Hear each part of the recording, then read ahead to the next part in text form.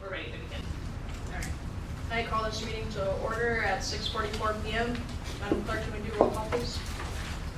Director Bergman? Here. Director Goodsow? Here. Director Bedard? Here. Director Proctor? Here. Director Berker? Present. Director Valdez? Here. Director Garcia? Here. Would everybody please stand for the pledge of allegiance? Ready? Begin. I pledge allegiance to the flag of the United States of America and to the republic for which it stands, one nation, under God, indivisible, with liberty and justice for all.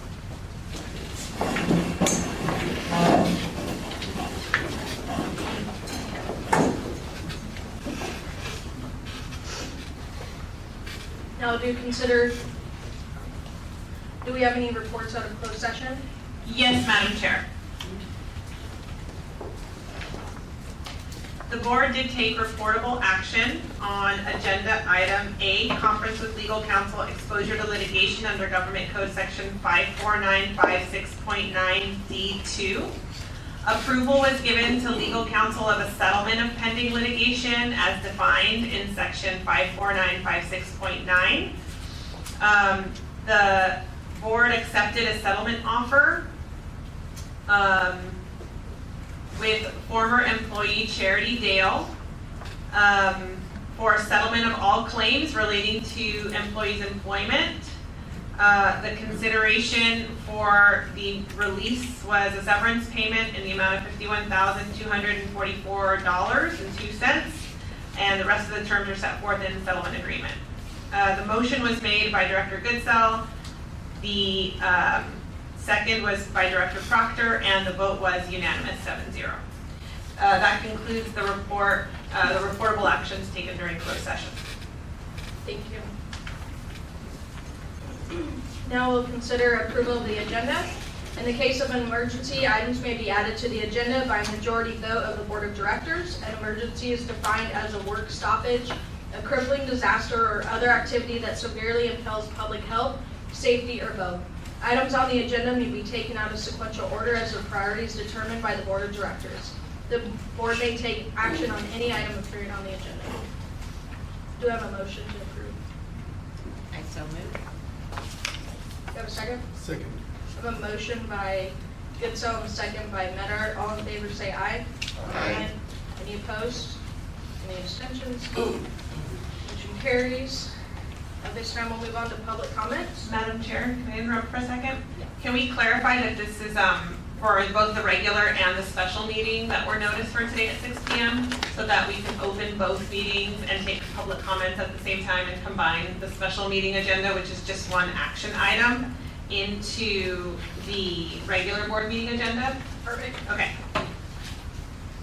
So do we need to amend the motion? No, you don't. We can just take the special meeting agenda item at the end of the regular meeting agenda, and so it's just one is right after the other. I just recommend that public comment, you could reopen public comment before the special meeting agenda, but to the extent folks are here on the special meeting agenda and they want to talk now, they can too. Okay. At this time, the board will hear public comments on any agenda item, whether it be on the regular agenda or the special meeting agenda. Any person wishes to be heard, he or she shall stand, address the president, identify himself, and state the subject for comment. Time limit for each speaker is 3 minutes individually per item to address the board. Individuals who wish to speak on multiple items will be allowed 4 minutes in total. A total of 15 minutes shall be allocated for each item for all members of the public. The board may find it necessary to limit the total allowable for all public comments on items not appearing on the agenda at any one meeting to 1 hour. Do you have anybody here for public comments? See, now we'll... Yeah, Mr. Roby. Oh, please sir.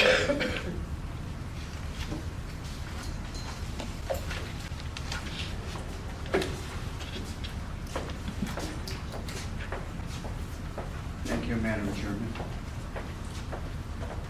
Members of the Board of Trustees, I'm here to sing the same song. And, you know, you might be smiling, but Imperial Valley will be sad when we lose both hospitals instead of just losing one. And I'm serious, because there's no way that you can come up with the cash unless the government gives it to you, that you can carry this debt until the end. Your $15 million you're borrowing from El Centro has a due date of the closing of that sale. I'm not sure when that date is, but that was in their term sheet. So that 15 million has to be repaid before probably you even go to an election. I think you read the term sheet wrong, sir. Well, maybe I did, but I don't think so, because it says due at closure. No, the line of credit has to be done and established by closure, not, it doesn't go away at closure. Okay, then I misunderstood. But your secrecy doesn't make it easy to figure in these things out. I still recommend a no vote because of the lack of cash operating capital. Your debt service is terrible. You know, you have an entity that's been losing $1 million a month. You have debt service of, almost $1 million a month just in interest. So you have those operating losses, and nothing's been fixed by UCSD in the 8 years they've been here. So you've got a problem someplace that you don't know what it is, and you don't know how to fix it.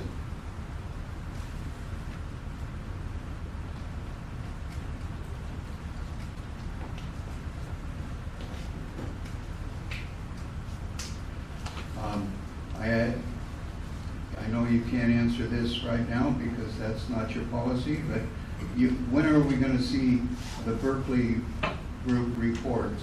And are you going to make them available, or we have to do that by public request? And in closing, I would say that the only thing that I could see that might make a difference is that you have a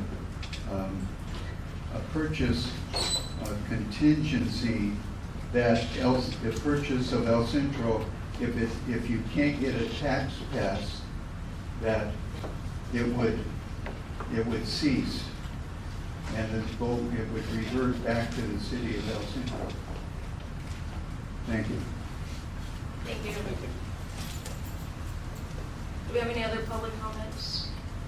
I'm just going to ask if they're on a specific agenda item that you bring them up at the time that they're presented. Seeing none, we'll move on.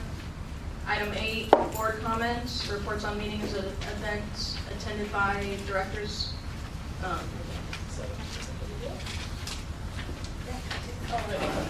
did.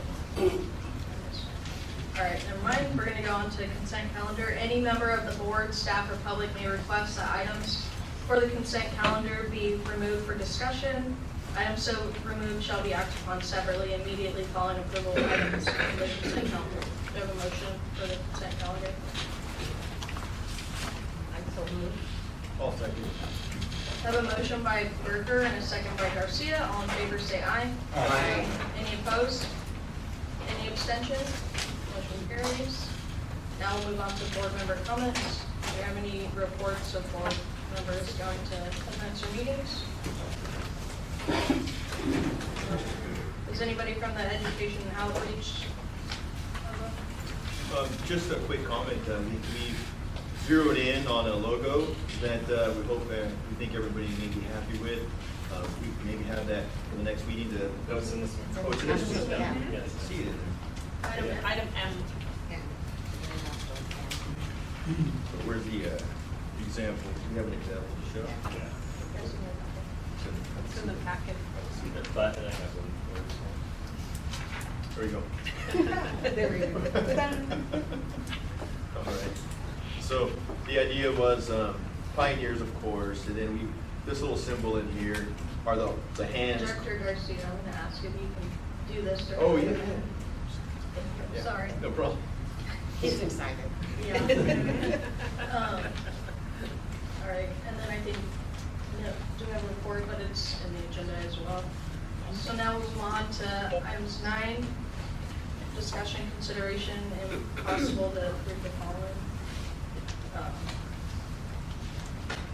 What do we want to just approve? Would it be possible to go ahead and make a motion to approve items A through D unless my fellow board members have questions specific to any of the policies? A through D, D as in David. yes, that, you can make someone can make a motion to approve items 9A through 9D. Okay. I'd like to make a motion to approve items 9A, B, C, and D. Do you have a second? Second. I have a motion by Goodsell and a second by Berger. All in favor, say aye. Aye. Any opposed? Any abstentions? Motion carries. Now we'll move on to item E, Women's Auxiliary of Pioneer Hospital bylaws. So this is for our auxiliary. You see in there that the board needs to approve the bylaws that they have, and they're requesting that we do have somebody appointed from this board as well as part of that to essentially sit on their board as well and be the representative from this board. So we do have Mrs. Lewis with us who can answer questions about that as well if you guys have any. But that's essentially what it's for, is to go ahead and get them all set up again, because previously all was all set up under Pioneers Memorial Hospital District. Healthcare District now needs to be set up under IVHD.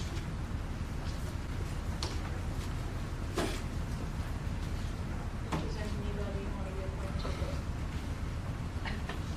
Oh, no, did you say something? Sure, I'll take it. I'm from Brawley. It's great. I make a motion to nominate Enola Berger. I'll second. I have a motion by Garcia and a second by Medar. All in favor, say aye. Aye. Any opposed? Any abstentions? Motion carries. Now I'll move on to item Well, we F. still also need to approve their bylaws. Oh, the bylaws. The bylaws? Yeah. Yeah, but I also, I mean, I read the cover letter. I really didn't realize just how much has been donated by the Women's Auxiliary to Pioneers Memorial Hospital. And I just want to say, well done, well done. Congratulations, and we're looking forward to continuing that. So thank you very much.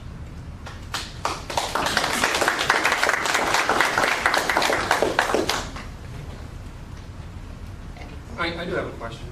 So does the auxiliary have any kind of memento, like in the lobby area? We do. It's down this hallway by the cafeteria. Okay. As you first go down, on the left will be all of our donations from the very beginning, 56, somewhere in there. And then on the far end will be the doctor plaques, the memorial for who has passed, how long they have worked here. And then across from that will be, I'm getting it framed, will be how it started, all the history, and that will be on the opposite wall. And then on the wall, same door, is all the hours, all the volunteers through the years. And some of them have 1,000 hours, some have 2,000, 5,000. Karen's been working here since, what, 30, 40 years? So quite a bit, over $1.5 million. We've donated different services, equipment. We redid the women's building about 5 years ago, so quite a bit. But our customers are great. A lot of staff come and shop. They love the candy selection. You can tell when the ER is busy because they're down there shopping, so I have to thank them too. Thank you. Thank you. Their inventory is quite extensive as well. I mean, if you need to get for any kind of, wedding, baby, and they even have flowers, and they even have personal things. I bought a beautiful scarf there myself.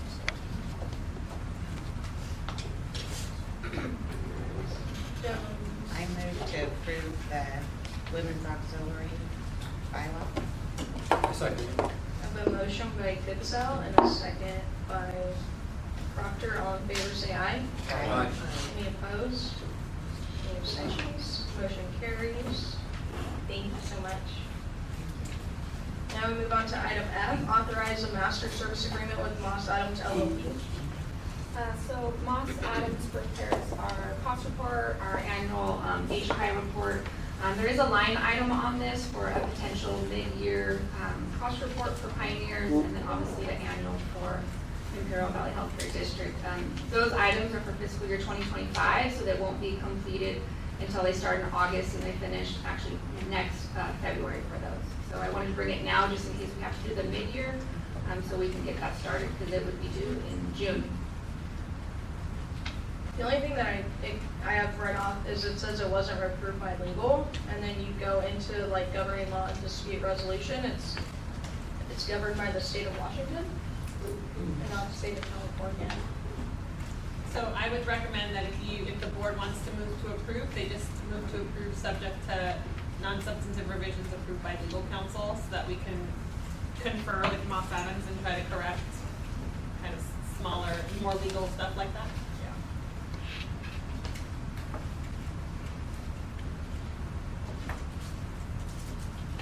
Have we worked with them before? Yes, for probably about 8 years now. Is that the going rate that they usually charge us? I don't know if they charge other companies, No, that's- but us, yes. It's a little bit more because that mid-year report, so it could potentially be less than that if we don't have to do a mid-year, but most likely we'll have to.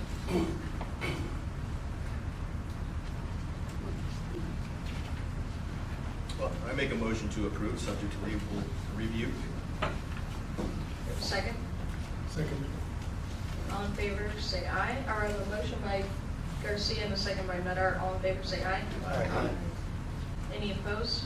Any abstentions? Motion carries. Now we'll move on to item G, authorize the renewal of broker services agreement with Alliance Services Incorporated. So we use Alliant for mostly property insurance. I only have a year agreement on here, just not knowing what was going to be approved, so I just did a year agreement. We do the flat rate because we learned a few years ago that that keeps their commission down. Because then it's just flat and not percentage based off of what they can get us. So that's why that's here now. We have started our applications now already for July 1st. You guys will see them most likely at May or June to approve, but they start in July. And so again, it hasn't been reviewed by legal. Correct. And then also on the contract term, it says it started March 1st, so is this going to be retroactive or have they started work already? They haven't started work because they just sent us their applications. We have not submitted them yet. So did you say July? So they're our broker, and then they go out and get our actual property insurance coverage to start in July. Yeah. It just takes them a few months to do the legwork for it.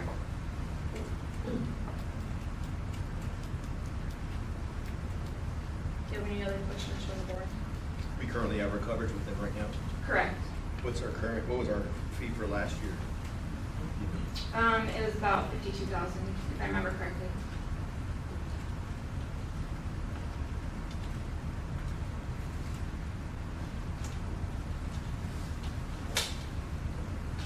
Do you have any more questions on this motion? I'll make a motion to approve, subject to legal approval. I'll second. I have a motion by Garcia and a second by Proctor. All in favor, say aye. Aye. Aye. Any opposed? Any abstentions? Motion carries. Move on to item G, authorize a professional service agreement with Cunningham Group Architecture Incorporated. So this agreement is for the CT scanner to bring in Cunningham for the professional services for all the design, architecture work, and to start the construction. The Exhibit A is for $79,955. That is for the design and the scope of work. And then as you get into Exhibit B and Exhibit C, those are hourly rates, which can vary, but I did reach out to them to ask them if they had an estimate of what we would reach. If we get close to 50,000, they're gonna let us know, and I'll bring it back to the board at that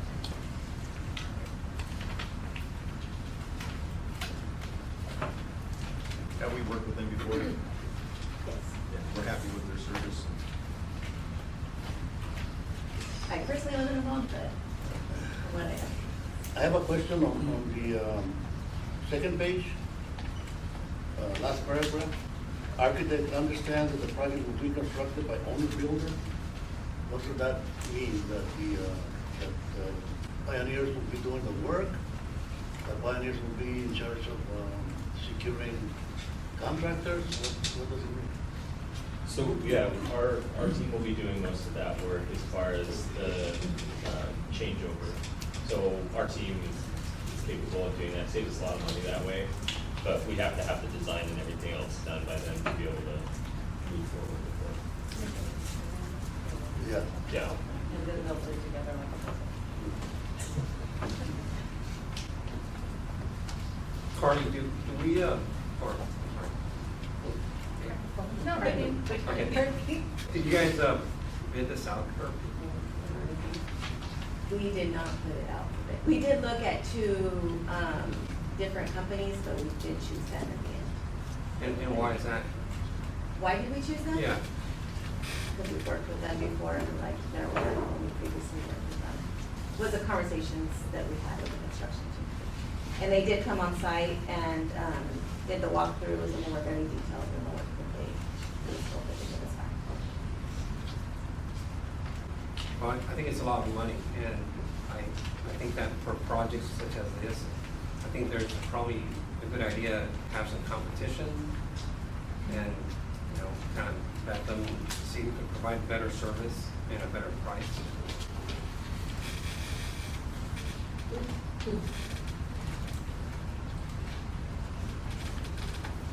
Pardon my ignorance, but what is the threshold for sole source?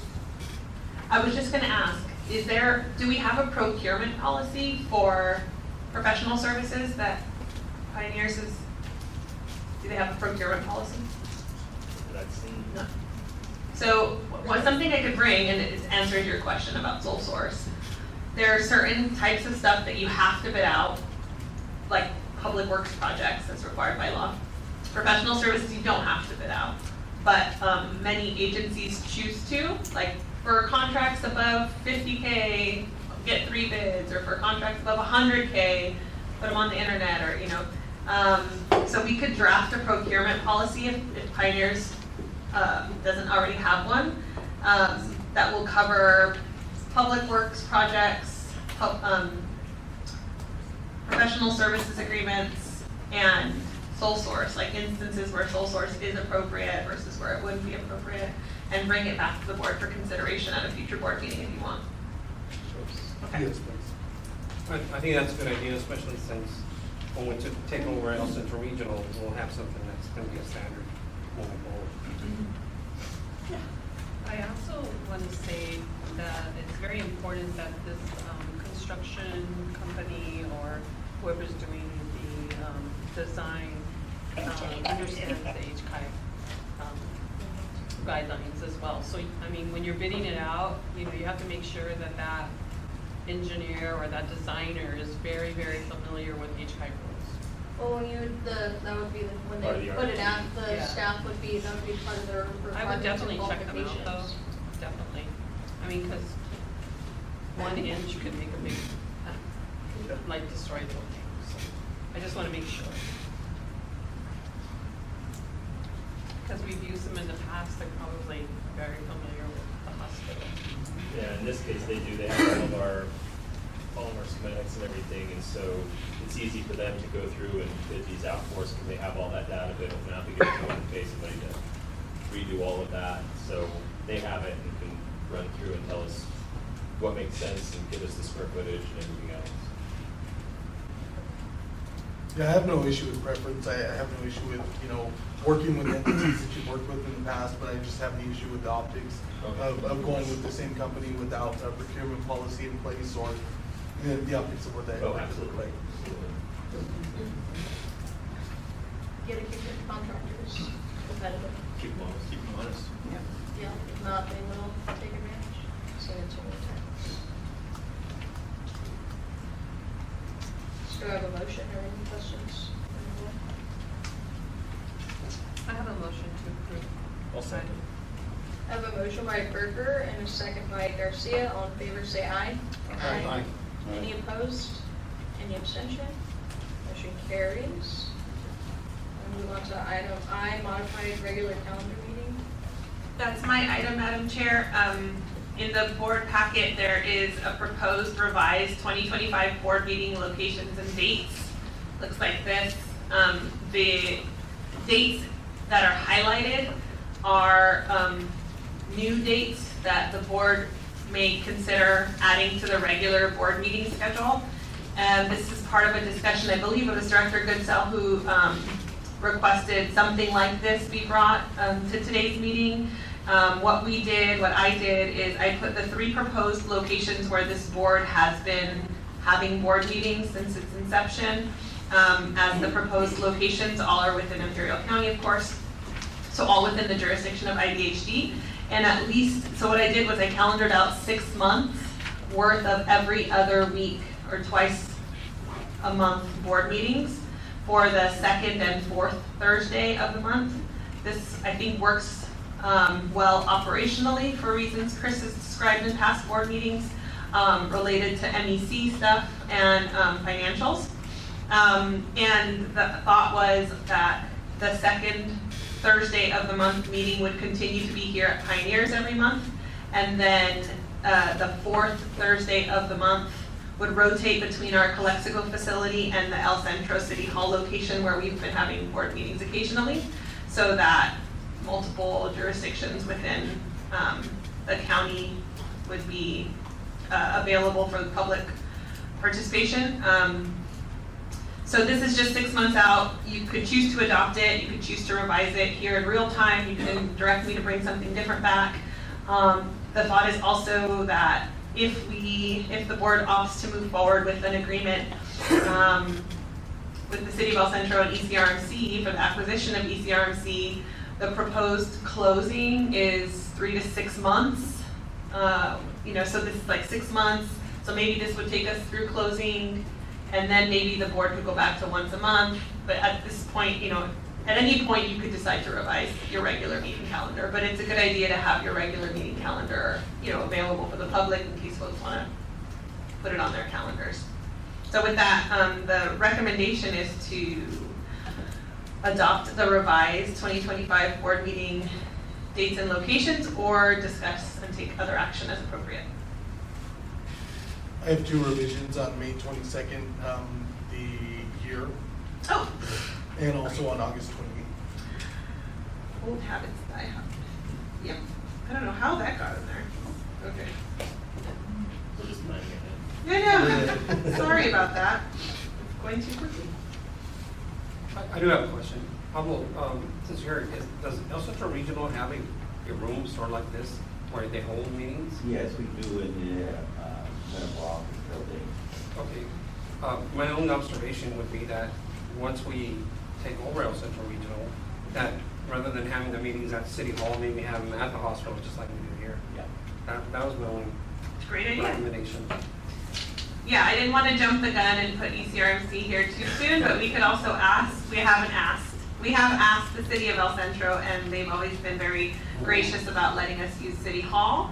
So we could ask ECRMC and change the El Centro location to ECRMC if you wanted, or keep it at City Hall until ECRMC is acquired. That whatever. was my thought. Let's keep it at City Hall until we close. Okay, Thank you. sure.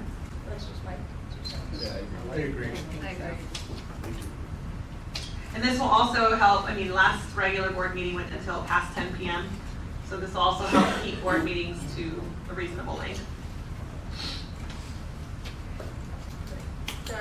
Any other questions? Or motion? I'll make a motion to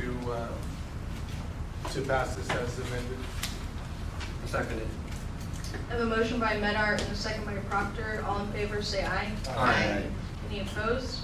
Any abstentions? Motion carries. Will the time remain the same, or will that be flexible? Oh, It's that's gonna be the same as. 6 p.m. start time? Yeah. I'll add that. to the calendar here.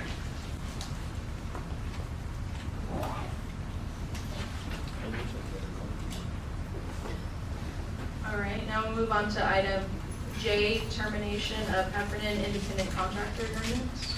So I'll take the beginning end of this one if Chris wants to fill in the end. You'll recall that when Heffernan Memorial Healthcare District was dissolved, the board took on 5 independent contractors that were previously independent contractors for Heffernan.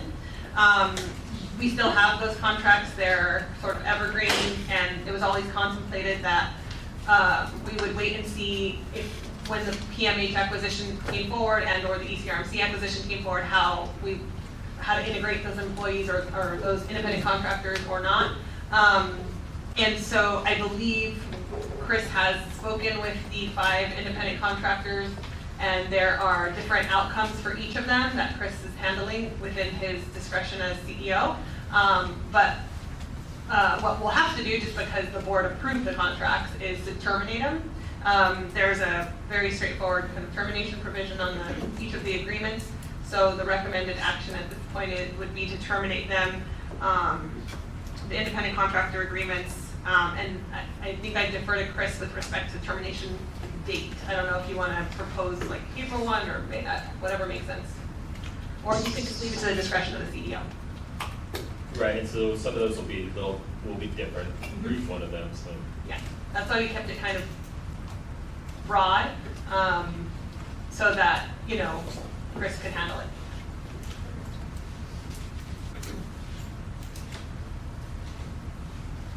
I guess then I will move to approve the termination of the Heffernan Independent Contractor Agreements and leave it up to Chris's discretion as to their rehire arrangements. And termination dates. And termination dates. Thank you. Do you have a second? Second. I have a motion by Goodsell and a second by Berger. All in favor say aye. Aye. Any opposed? Any abstentions? Motion carries. Now we go on to item K, resolution number 2025-02, resolution of the Imperial Valley Healthcare District Board of Directors assuming and accepting rights, responsibilities, and obligations under the Distressed Hospital Loan and Security Agreement. Yes, Madam Chair. So we've been in discussions, Carly and myself and some of our team, with the California Health Facilities Financing Authority, which is the state's financing authority that administers the Distressed Hospital Loan Program, talking them through the dissolution of Pioneers and the subsequent succession of IVHD to the Pioneers facilities. We're going through sort of a checklist of items that they've requested from us. One of them is a resolution assuming and accepting the rights, responsibilities, and obligations under the Distressed Hospital Loan and Security Agreement.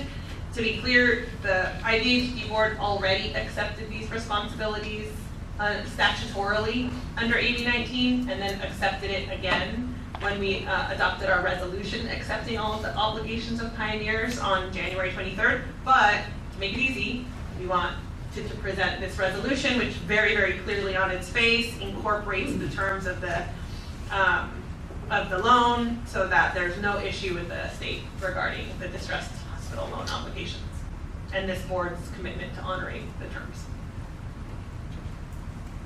Happy to answer any questions. No questions, do we have a motion? I move that we approve resolution number 2025-02. I second. I have a motion by Goodsell and a second by Berger. All in favor say aye. Aye. Any opposed? Any abstentions? Motion carries. Now we'll move on to item L, asset transfer offer and term sheet for acquisition of El Centro Healthcare Establishment. Not when we assign the purchase agreement, that would be at closing. So assuming closing happens, that's when the $5 million payment would be paid. And closing is estimated to be anywhere between 3 to 6 months after signing the purchase agreement.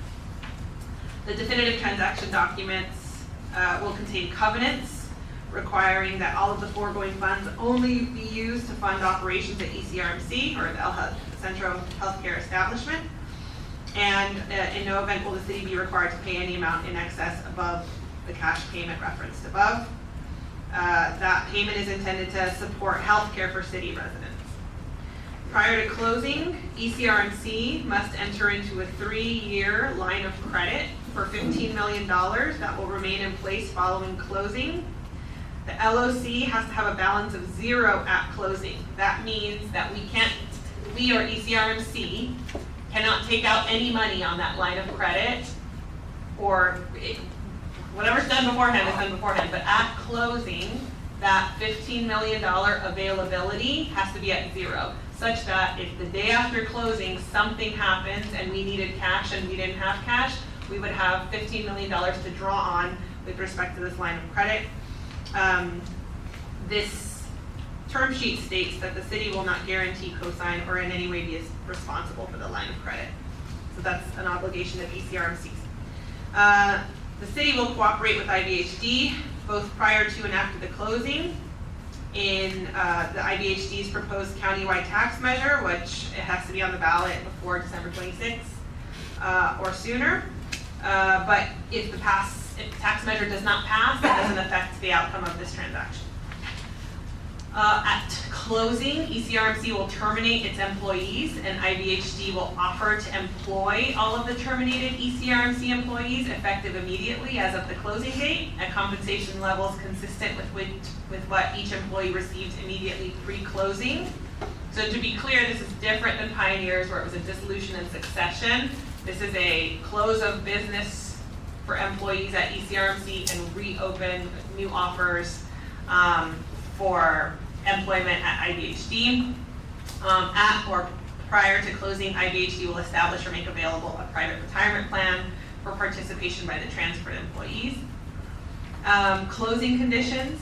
So among other customary conditions to closing, at the closing, the assets must include at least, again, we've said this up front, $5 million of cash on hand, and the liabilities shall not include more than $29 million of specified payables.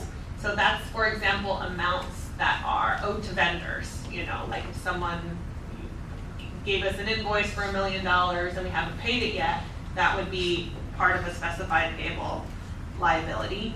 Specified payables is defined in the term sheet to be the sum of the amounts calculated from ECRMC's balance sheet and in a manner consistent with historical accounting practices of ECRMC, AP, accrued expenses, and accrued comp, not including accrued benefits. Definitive documentation. The parties have to write a written purchase agreement, which would contain representations, warranties, conditions, and agreements that are customary of acquisitions of medical facilities of this nature. No party is going to be required to indemnify the other party, but for the avoidance of doubt, as is customary in transactions of this nature, IVHD shall not be required to close the transaction in the event of a material breach of the representations and warranties prior to closing. The parties will not attempt to procure a rep and warranty insurance policy in connection with the transaction, and the definitive agreement will contain non-disclosure and non-disparagement provisions. Regulatory approvals. So this is all conditioned, the deal is conditioned on the ability of the parties to transfer the hospital license. It's a prerequisite to the consummation of the transaction. We don't foresee any issue there. IVHD would be responsible for paying necessary regulatory filing fees for the CHOWs, the change of ownerships, and HCI stuff. Operating commitment. IVHD would use best efforts to operate ECRMC as a general acute care hospital for no less than 10 years post-closing. The bond commitment. So the city, on behalf of the El Centro Financing Authority, which is the entity that issued the bonds, would use commercially reasonable efforts to effect the transfer of the bond obligations to IVHD on the same terms and conditions that they currently exist at ECRMC.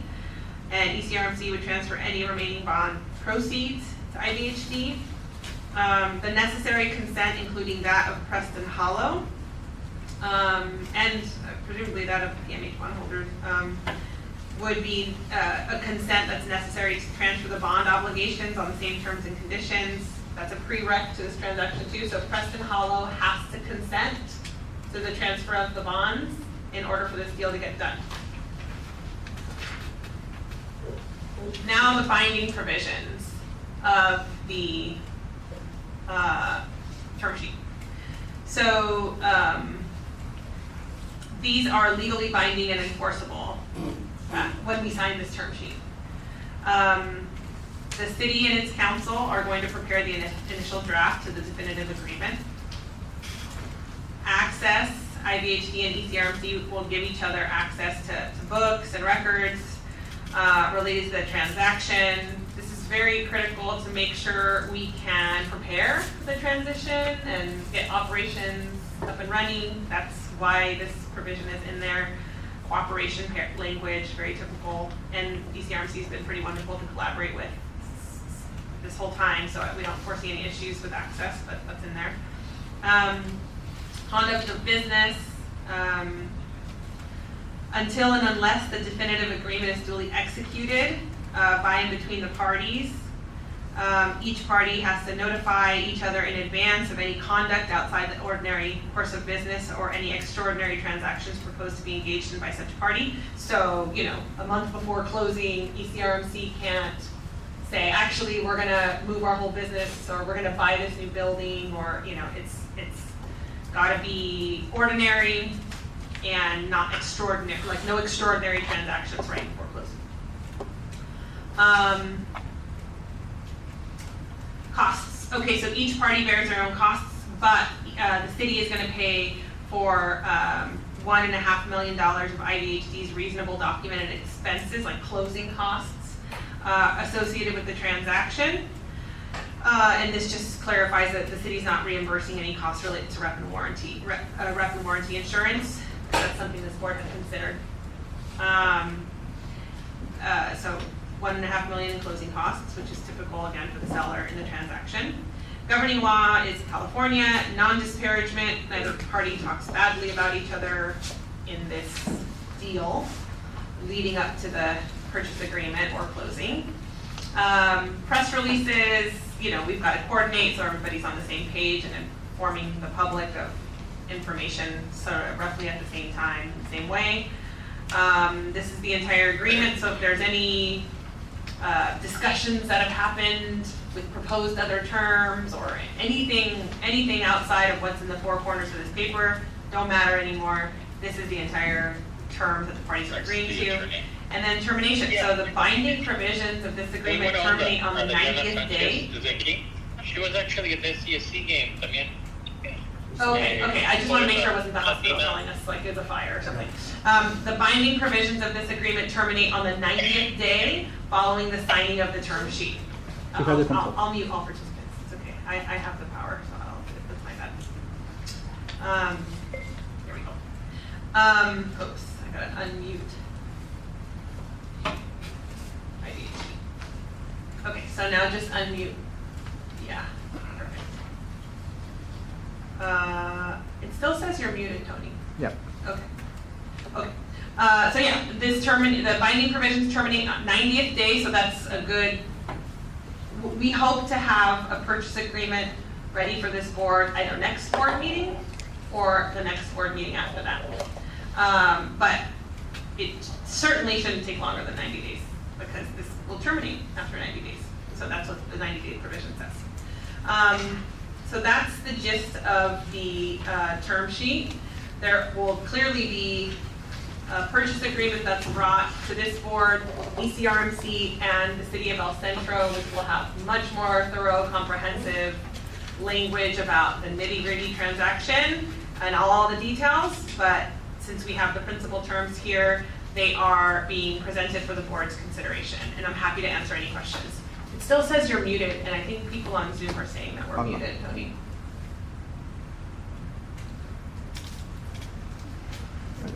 There we go, thank you. So, yeah, I just went through the 90-day provision for the folks on Zoom. Terms terminate after 90 days, the binding provision. Happy to answer any questions. The recommendation is, from staff, is to approve the term sheet as presented, subject to discussion. Do you have any questions or comments from the board?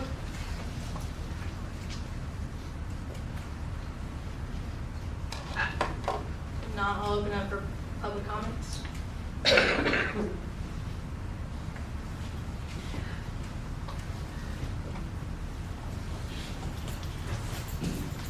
Kevin Smith, Raleigh, California.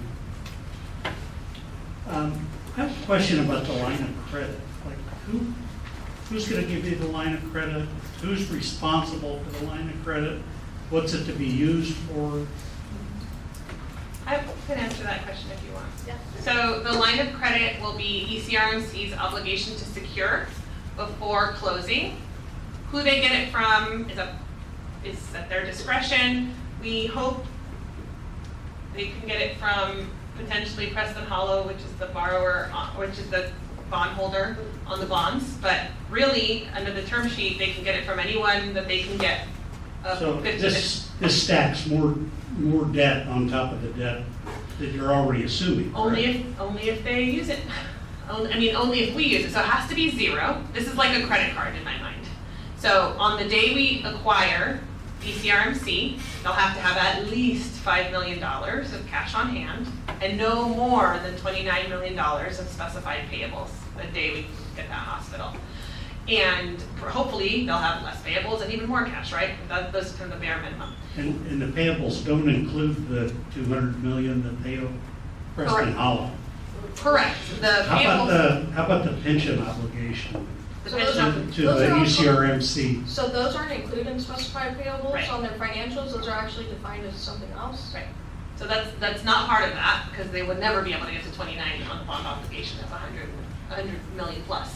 But the line of credit is just available credit, so that if we needed to, right, a month in or whatever, the cash dips for unexpected reasons, we're not left cash poor. And that's because IVHD is so new, we don't have currently credit, and then we don't have a funding mechanism yet.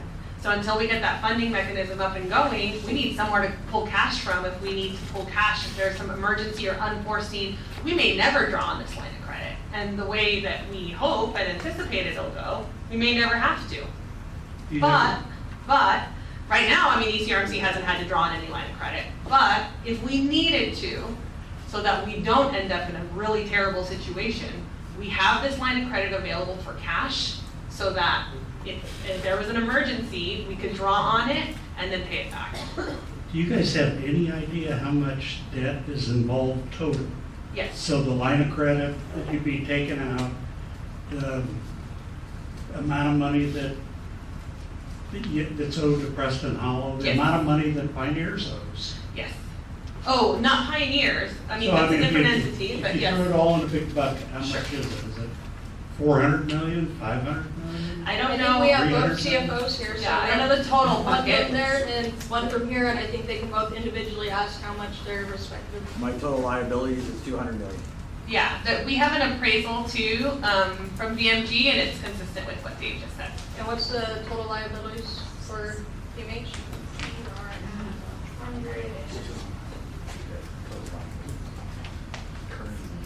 104 for long, current is 28. It's a dizzy amount of money. It is, considering Be this careful. facility has to get, roughly another $100 million for seismic as well. Thank you. Thank you.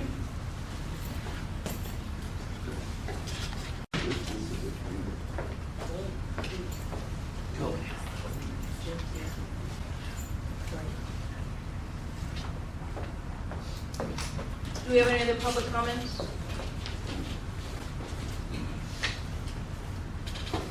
Hi, my name is Robert Trim, resident here in Raleigh. I'm a little late to the party, but I've read some of the stuff, but we're looking at $400 million. We're looking to purchase, this group is looking to purchase $400 million. It's demonstrated that it hasn't been profitable in how many years?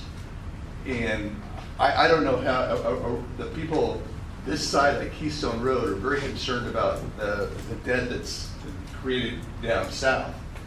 And it looks like the only true winner is the city of El Centro. because we're gonna get tagged along with all that. And I, you know, talking to people I've talked to, no one's got the true meaning how this thing's all gonna work out, but this is a 100-mile-an-hour train going down a quarter-mile track headed toward the cliff. So could somebody give me the Reader's Digest version of how this thing is gonna be good Yes. for this We town? have the CEO. Yeah, I was gonna say, Thank you. So you're absolutely right on that as far as where some of those numbers lie, but I will tell you that you just heard that we're sitting at over 100 million in liabilities right now, with presumably another 80 to 120 million to become seismically compliant, which then puts us right in the exact same spot that ECRMC is in right now because they went through their seismic compliance. So it doesn't, like, our numbers aren't different from that perspective. I would also challenge as far as being profitable is concerned. We've actually done that over this last year. In the time that I've been here, we had a very good bottom line last year, and we were profitable. And so far this year, we're also profitable. That being said, there are definite opportunities that we're going to have when we come together with ECRMC. A couple of those things include, one of the biggest pieces is that we will then be able to become what's known as the sole community hospital. We'll have two separate campuses, we'll be under one license, but in that scenario, we'll be able to obtain what's called cost-based reimbursement for our inpatient stays, and there are some other benefits to some of our outpatients as well. But we already know that that's probably about, $5 to $6 million to our bottom line right there, and we don't have to do anything different. The difference is how we're being reimbursed at that point in time and how the federal government sees us. So we're going to gain some of those things there. There's a lot of efficiencies that we're going to gain coming together. One of the other things that I think is even more beneficial is the fact that through this process, we're going to be able to provide more services to the community. Those services bring in revenue. Right now, those services are going outside of the community to be able to get those things. We're going to be able to add those things and be able to keep people here so they don't have to go to San Diego. And that's going to, again, like I said, that's going to increase revenues. And many of those things that are on that list are actually some of the high dollar things that will really help us from that perspective. One of the things that happens right now is we compete against each other. And in that process, it becomes very problematic because I won't use Pablo because he's sitting right there and I'm sitting right here. So if Pablo says, hey, I want to bring in ortho spine, and we're competitors, and I'm like, that's a really good idea. I'm going to bring in ortho spine too. And realistically speaking, we probably can't support two ortho spines. We can definitely support one. But now I'm trying to bring in ortho spine. He's trying to bring in ortho spine. He's getting all the equipment for that. I'm buying all the equipment for that. And typically, as we try to start that whole process, and I start it and he starts it, those patients that come into play, what ends up usually happening, and you guys have seen it. You've seen this happen time and time again, where we'll start a service and then we end up folding on that service. One of us folds, the other one barely ekes by, or we both end up folding on that service. We're going to have that opportunity now to basically essentially join forces and be able to make sure that we can do that the right way and be able to provide those specialty services that aren't being provided in the community anymore. That in turn will bring in revenue. So all of those things that we're talking about, we're going to be able to draw on the fact that we're going to be able to have better spending. We're going to be able to combine our efforts on a number of things, which will also, again, decrease our expenses, but we're also going to be able to provide services that's going to increase revenue. On top of getting that new designation, which is just going to be an automatic bump for us when that happens. So those are all things that will come into play for us as we combine together. The tax piece will also be beneficial to us. When we go through that process, the idea would be that we're going to take all of those expenses that we have that are normal expenses, in particularly the debt. We'll be factoring into the fact that we're going to end up in debt to do our seismic as well. And the idea with the tax would be that we cover those expenses so that we can truly be operational with all of our stuff. So you take some of that stuff out for ECRMC right now, and like last year, for example, they're actually in the black. If they had tax that was able to help cover those things. So that's the idea of what we would do, use that tax for, to be able to make it so that we can run operational and use operation cash to provide operations and be able to still do capital expenditures and increase, be able to provide new equipment and keep up to date, rather than being in the situation where we've been, where we do a lot of, we try to make it do as long as we can. Like our building right now is just full of things that we've done to patchwork, a lot of baling twine and duct tape to make things work, and that only lasts so long before it turns into a worse situation. So deferred maintenance is never a good situation, and through this process we'll be able to keep up on those type of things and not have that deferred maintenance as well. And the other thing I'll say, the other thing I'll say is the benefit of having IVHD and this board at the helm of the deal is that whereas previously Pioneers Memorial Healthcare District and Heffernan taxed their jurisdictional areas to support those hospital districts, now IVHD's jurisdictional boundaries encompass the entire county of Imperial. So this board will have an opportunity and has an obligation to propose a tax measure for the county of Imperial by no later than December of next year, so that the public can vote on whether or not to support the hospital district through a tax.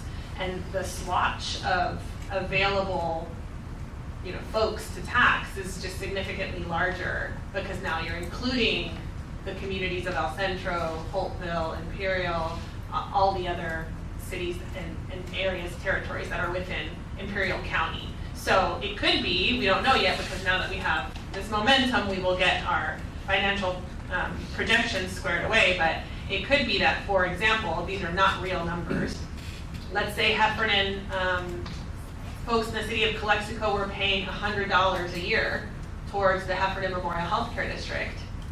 Maybe that's no longer $100 a year, maybe now it's $50, because they're spreading it out throughout everybody in the county, right? So the hope is that the hospital district would be able to tax folks throughout the county and recover funds to help service the hospital, the two hospitals that are operating in the county, so that the people are truly kind of paying for their local hospitals. So that's a benefit, is the jurisdictional boundaries. Now you're not beholden to just two small cities. Now you've got the whole county of Imperial involved. Chris, am I correct in, Chris, Mike, interview me like Mike. Am I correct in saying that by being a sole community hospital, you would also be able to, speaking to doctors, what have you, pay for tuition, just like Intercare does for new doctors and people who want to come practice here? They'll be able to get some of their education paid for? Does that open us up to that? I don't know that designation in particular does, but we do have opportunities. A couple other things. You were talking about the taxes, and I remember reading somewhere along the line, you were talking about, we'll tax each and every piece of property $50, or maybe it was $75 a piece. It was gonna be less, but I kept thinking, like, why would Holly Sugar pay $50 instead of $50,000? Or a lithium entity up by the Salton Sea that cost $1 billion, why wouldn't you let them be taxed for $50 or $75 instead of a percentage of what the value of that property is? That was one comment. The other one was, I don't recall ever seeing a feasibility study on this. And I know that was part of the law. You guys were supposed to give that information to the public. So I think, as the public, we ought to get it, along with the appraisals. Sure. Anyone, I actually handed out copies of the appraisal at the city council's meeting on Tuesday. Happy to produce it if you want one. There was a Kaufman Hall study that was circulated I want to say April or May of last year at the IVHD board meeting. That's the Kaufman Hall study. There was also the BAE study that was done, and that was, spring or summer of last year. BAE study might be the study that you're thinking of. I think they ended up proposing. But it didn't include the Pioneers and Correct. One didn't information, include right? Pioneer's So- information, one didn't include El Centro's information. So that's one of the reasons the So board how could it be opted. a decent feasibility study? That's unless- exactly what this board said, which is why this board So- didn't propose the tax measure that was recommended by the BAE study last election cycle. Oh, and one other thing, so what, if this thing goes and the tax measure fails, do the people from Brawley and the north end of the valley and Calexico keep having to pay tax? That's something we And while El have, Centro gets off of it? yeah, that's something we have to talk to the county board of supervisors about. Okay, thank you. Yeah, I don't know is the answer, but.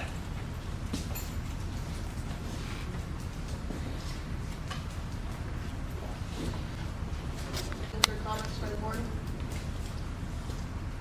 I just want to make another comment with regards to that. So part of the issue that we're running into right now is, even as we go through this process of change of ownership and all the other things associated with it, one, we're way behind the 8 ball because of how things played out with Pioneers. This is not a smooth process. It's costing us more than it would have if things had gone the way that they were supposed to go. And there's also potential for some loss of revenue in this process as a result of that as well.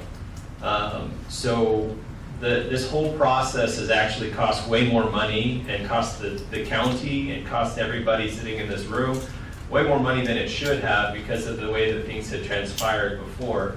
And so as we go through this process, one of the things that will be different too as we go through this process with ECRMC, we're already doing a lot of that now, and we'll actually be able to have a much smoother transition with ECRMC than we did with Pioneers, and it shouldn't cost us near as much to go through and do that. And like these people that are sitting here with me right now, and even Adriana over there and Tomas, we can tell you like we're running around crazy trying to get all this stuff done, and there's a lot of work going into that simply because of what had transpired before and the situation that put us in and put everybody else in and through that process. So we're very cognizant of the amount of money that's being spent, and we're very making sure that as we go through this process with ECRMC that will be much better handled and won't cost as much. But there is a definite issue with that whole process because we didn't have information from PMH. We didn't have any of that data to be able to do anything with. Otherwise, we could have been on the ballot this year to be able to propose that and been in a situation where we would be sitting much better than we are right now. But because those things didn't play out, again, we're behind the 8 ball, and that's why some of these other things had to be put in place, such as this $15 million line of credit, whereas we probably could have rolled right into it.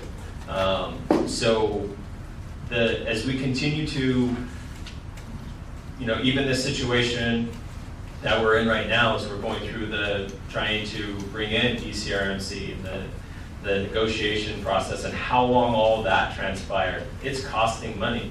As I mentioned before, every month, every day that we're waiting on all these things and we're going through this whole process, it's costing money because we can't get into that sole community hospital status.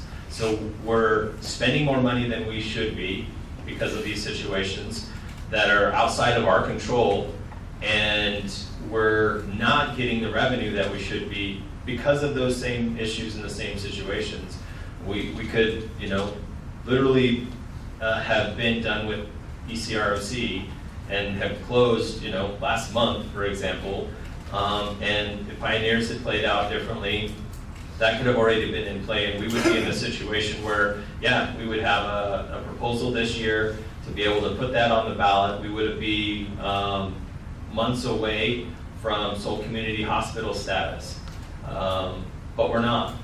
We're not there. We are where we're at right now.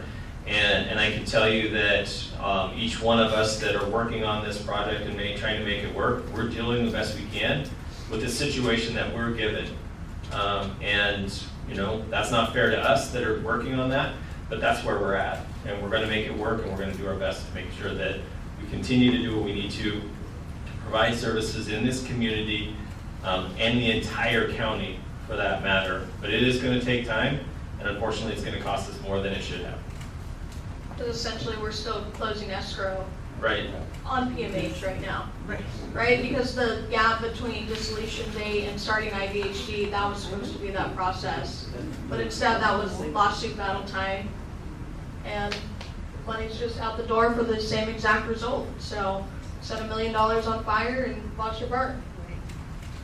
And I just want to also, as the consideration of the term sheet with the board, really commend the board's leadership, but really the 3 ad hoc negotiators, which is Director Goodsell, Director Garcia, and Director Burnworth, because this is on personal time, this is unpaid, this is a lot of Zooms at all hours and conversations and ideas with BRG, our financial consultants, pouring through models and financial modeling and how low can we go exercises. And it was a lot of work and a lot of effort, and there was a lot of sort of resilience and endurance and patience involved. And I really want to commend the negotiators for hanging in there and for pushing this deal, because if this was a business transaction, it would have played out a lot differently, especially with my advice.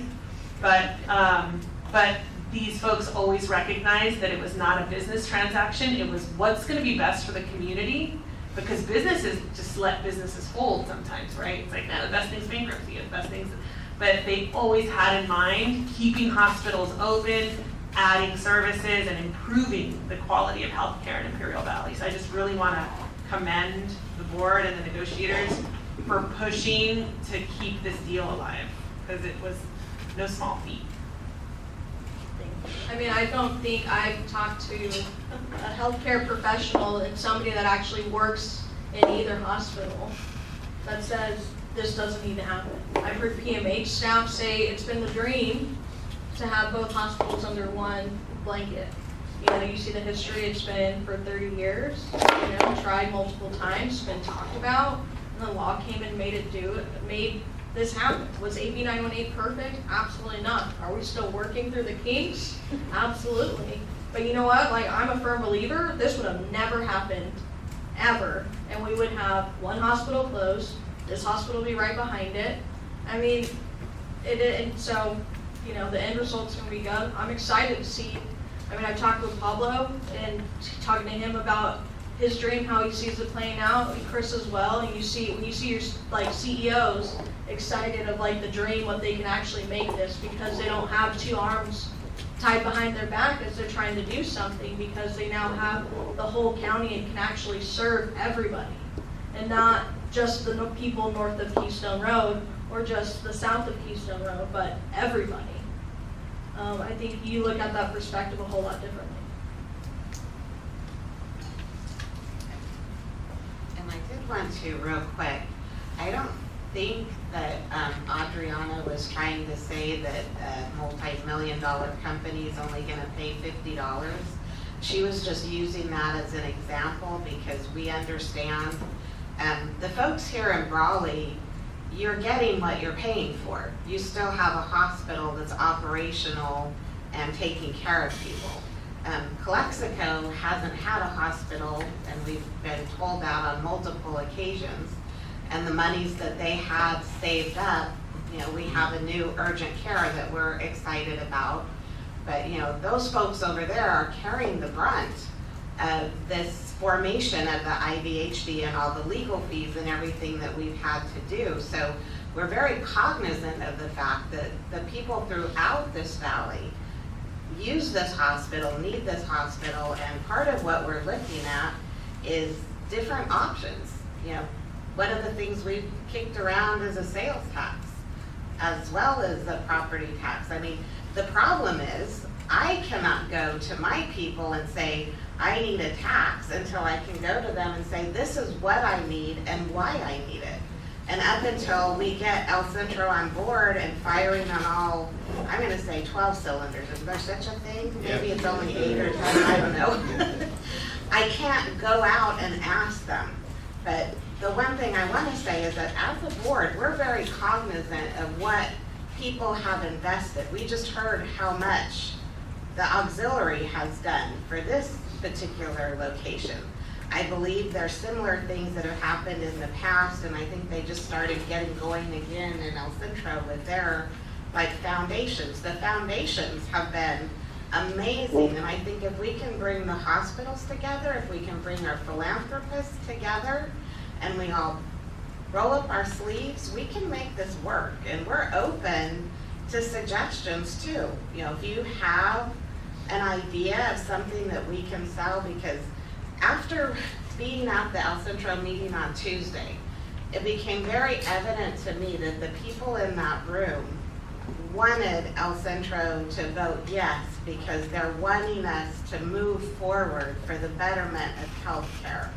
And my goal personally is, if we could have had a tax in place, it would be this year, but we couldn't, because like I said, I am not gonna go out to the people of this valley and say, give me money, I don't know what I need it for or how much I need, but by the way, I need it, so just give me some. No, I can't do that. I have to know why, and that's why we're gonna have that information before we go to the people of this valley. And my goal is that we get enough to not just survive, but be better, have more services that bring more income. Because I think together, we're better, like Chris said. But please know that we are working really hard. I'm just talked to my husband. He's really hoping I'll get to see him a little bit more now that we have some of this done. But I don't know. I think it's going to be more of the same for a while. But you know what? It is so worth it. And I just want to thank everyone here for your questions, for your comments. I hope we have your support moving forward, because I think it's going to be an amazing, amazing time as we move forward for the people of this valley. So that's my only comment, and hopefully I haven't made any enemies by what I said. But I don't agree with the bill either. I don't even know that I agree with the politics of the people that wrote the bill. But one thing I do know, and it has been told to me, like Katie said, not only by staff, but even the people in the valley, that this has to happen, that we need to be a single district. I think that's a point we all agree on, how to get there, how to make it work. We've had some, but now I'm hoping we're going to be working together to make this amazing. And that's pretty much all I have to say. I'll be quiet because I can talk too much and we're already going long. So I will make a motion happily to approve the term sheet with the city of El Centro. I'll say. Madam Clerk, can we do a roll call vote, please? Director Proctor? Yes. Director Bedard? Yes. Director Burnworth? Yes. Director Goodell? Yes. Director Garcia? Yes. Director Burker? Yes. Director Valdez? Yes. Motion carries unanimously.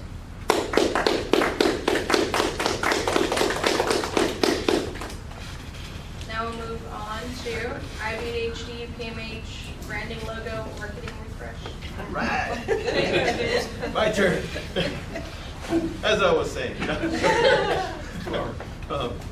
So we have Pioneers, Imperial Valley Healthcare District.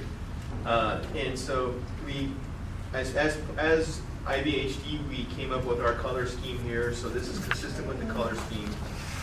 And so our committee wanted to have some sort of logo design here that symbolized, and it was brought to our attention that the last one that we had was a little too clinical, and we wanted something warmer to signify caring, health.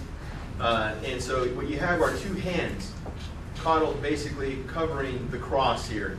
which also, of course, signifies healthcare.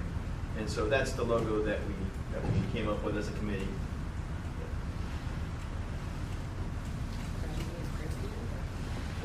But we also wanted to maintain a little bit of the identity of Pioneers by the word one. So if you notice on that logo, it kind of stands out. Obviously, if it's bigger, it'll stand out even more because we wanted to maintain that identity of Pioneers. I don't like the one, because we're all together, and when you bring in another hospital, you got 1 and 2. You got this one you're worried about, that's what. But I think the essence of the logo is to keep the identity. People will figure it out. It's kind of legacy.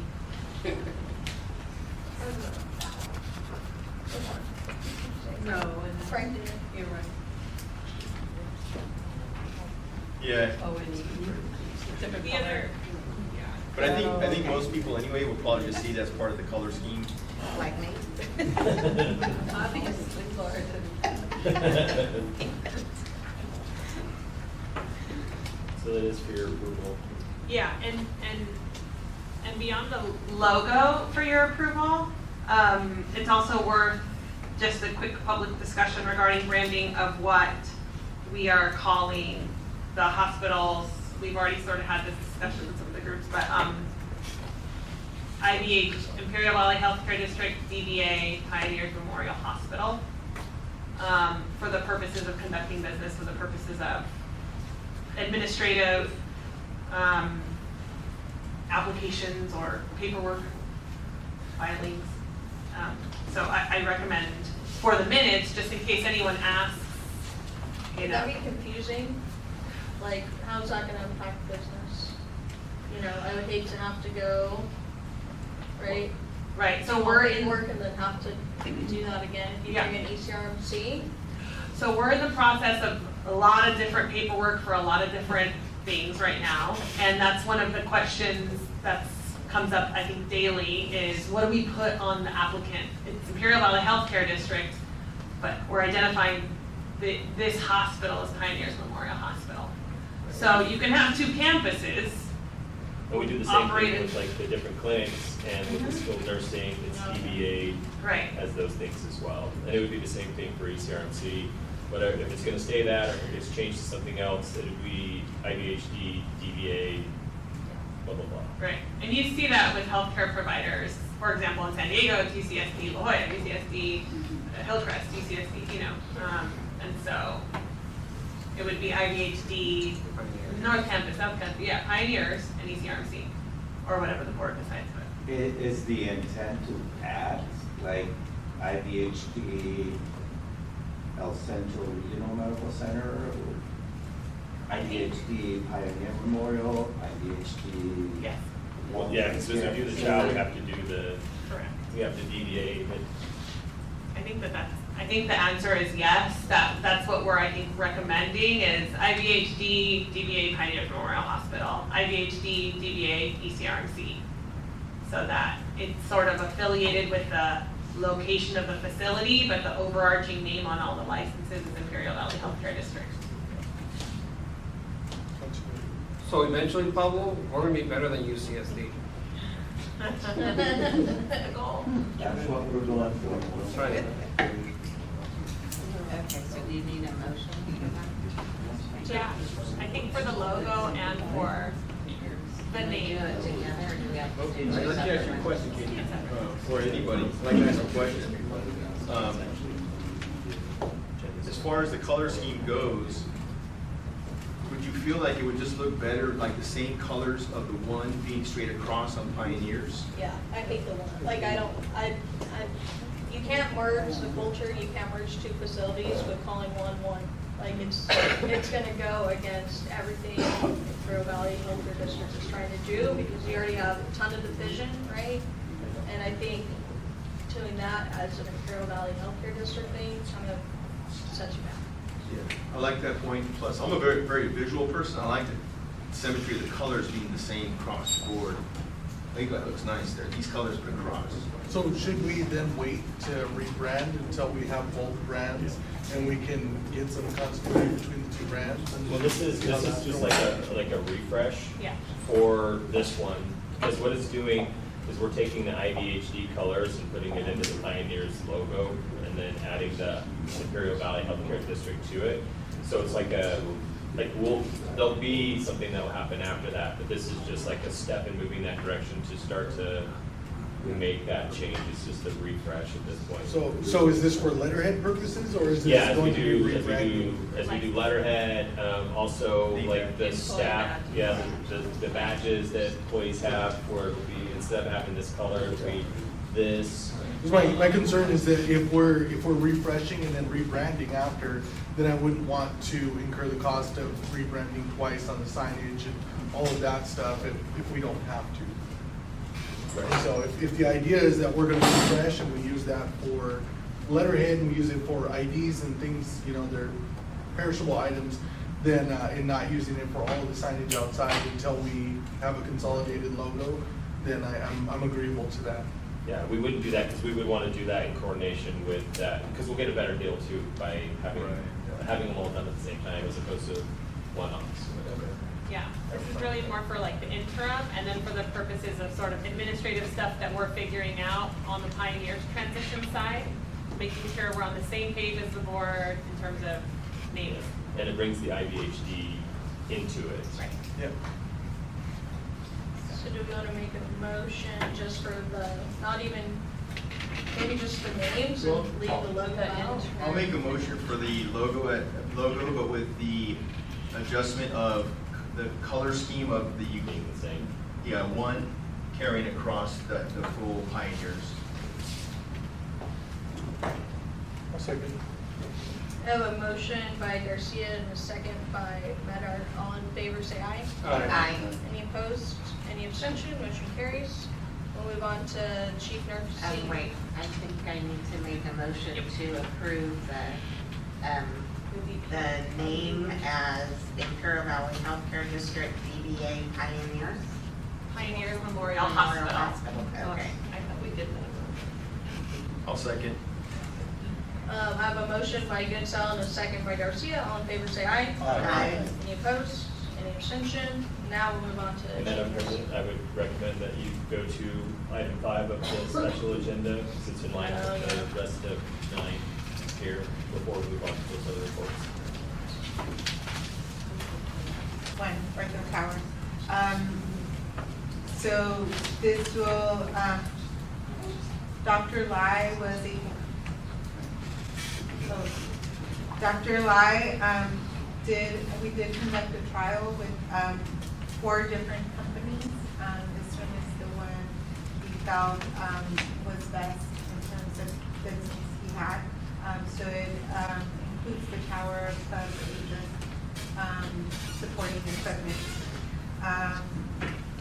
Do you have questions about the purchase? What was the cost difference in the 4 ones that they did trials on? So I don't have that on hand, but they were here and did a trial for each one of them, which means that the vendors came, they helped the surgeons during a surgical case. They were able to trial the equipment to see which one was best there. I can see if that information as far as the differences in the cost, if that's available. And how long did we have the other ones for? So the last time I asked, it was about 18 months that we had the other ones for. But the other ones are not working. They're not. They're used for general type of procedures as well as ortho cases. Yeah. They're not And they're not specialized. They're Olympus versus Stryker, and they have been malfunctioning. Yes, they have. So it's, so it's like they've only had them for a year and a half. How come this wasn't, the trials and everything wasn't done? There was a decision made at that time to go with these other towers. that, again, this one is specific to ortho. The other thing that's different with this, so there is a, in our budget right now, if you guys recall from last meeting, we were looking at purchasing a Mako for ortho. That's about $900,000. So in my conversation with Dr. Lai about this situation, wanting a different tower that is more specific for ortho, that was my conversation with him, was like, instead of getting that Mako robot, would it make more sense to do this and get the towers instead? And he's like, yeah, I would much rather have the towers than the Mako. And so that's why we went this direction, to go with this tower that's specific to what his needs are, and forego the Mako at this point in time. Is he the only ortho surgeon? Yeah. Is there a reason we only have Well, one I mean, ortho we know we surgeon? have others that come and help, but he's the primary. He's their primary. I have a question as far as like recruitment. I mean, new grads, what would they prefer? An ortho tower. An ortho tower? Yeah. Not a big, Well, no, some of them are on that, so it depends, because if you talk to them, one of the things that they'll tell you is like a Mako, for example. If you're a good surgeon, then a Mako is just a Mako. Like, it doesn't do anything, it doesn't necessarily help in outcomes, but what it does is it does allow some par or even a par surgeon do the surgery adequately, yes. A good surgeon is going to be able to do the same thing without with the Mako or without the Mako. so they train on both principles? Right. You know, versus. Some of them will general have that. You'll see in particular with like CHS, for example, they have a large number of hospitals throughout the United States, and so what they're really used to doing is like churning and burning, and so they'll do that because, again, they can take a C surgeon and make them a C+ surgeon and crank them out using a Mako. So that's the difference. We're also not saying that we're not getting a Mako. We're just not putting it on the list right now. We would be getting this tower and then putting that as a future purchase as far as that Mako is concerned. Because I think there's also opportunity there from the perspective of, just like with the robots that we have now, like they get better every year, software gets better, the hardware gets better, different things happen. We anticipate the same thing happening for a Mako, where it does kind of get to that point where it does make more sense to have a Mako than not have a Mako. But I don't think we're there yet. Does the hospital have a value analysis committee?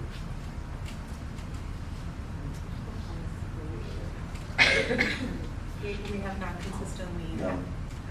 There's a policy for it, but it's Yeah. not consistently done.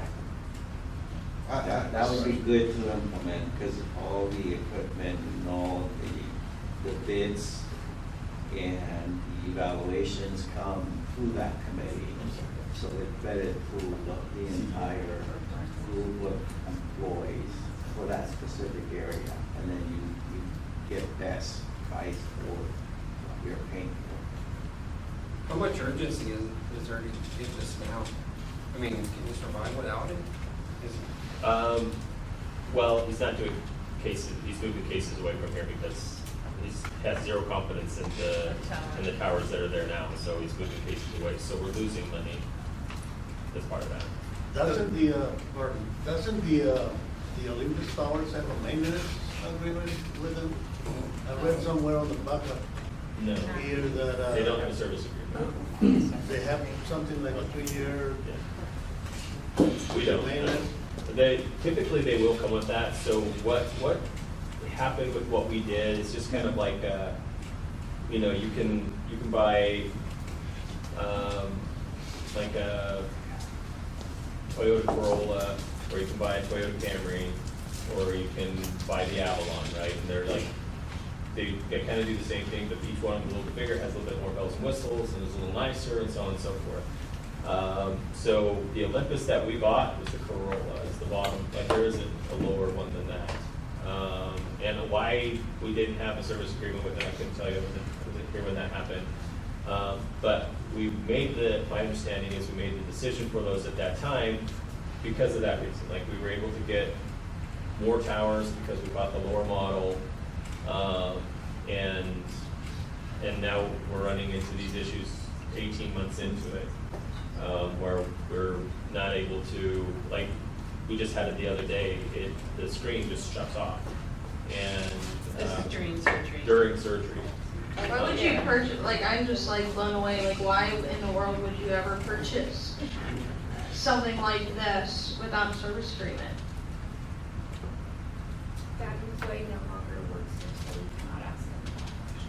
But I mean, it goes through several layers of review before it gets, I mean, even to the board. There was a 1-year maintenance agreement on it. That's just an observation. So, I know this is all new territory, it's new territory for anybody, but at what point do we start considering, hey, when do we start working with El Centro as far as, do they have any equipment needs, and we kind of go through other purchasing to make these purchases? Another observation, can we lease a machine for a while to buy some time versus purchase, and will that save us any money? Also, can we build it on a program, because MAPE was kind of a big thing, right? Throw it out on us one, but that's more like gifts, and it kind of does what the robot does, takes away jittery hands, so it does something exactly what Chris says, exactly what people say, right? It's a way to kind of get those surgeons that are down a little bit up a notch. But at what point do we start looking at it value-wise instead of independent and look at those lease options themselves? And I was just making an observation, because in the past, we're always thought to compete, and that's why we always played still the bacon with the same 5 patients. And if one got 3, the other one got 2, when the other one got 3, the other one got the 2, right? So it kind of goes back to Paulo's point, now what time do we start doing that, or is it too? I'm just thinking of a lease, if it's possible, to buy some time so that we start buying things value-wise instead of just campus specific. From what I understand, is they are failing during surgeries at this point. A lot of them. A lot of them.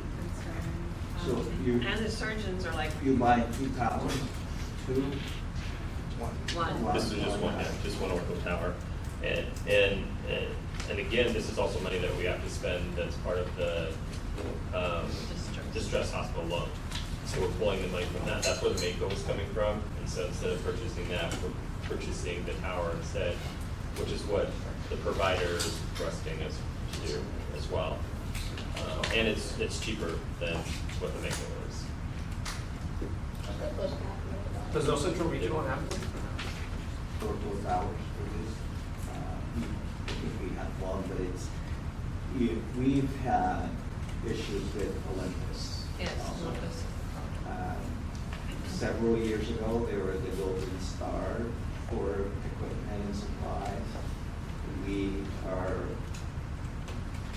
in the process of changing some equipment because of their inability to service and their inability to accept that sometimes they send faulty equipment.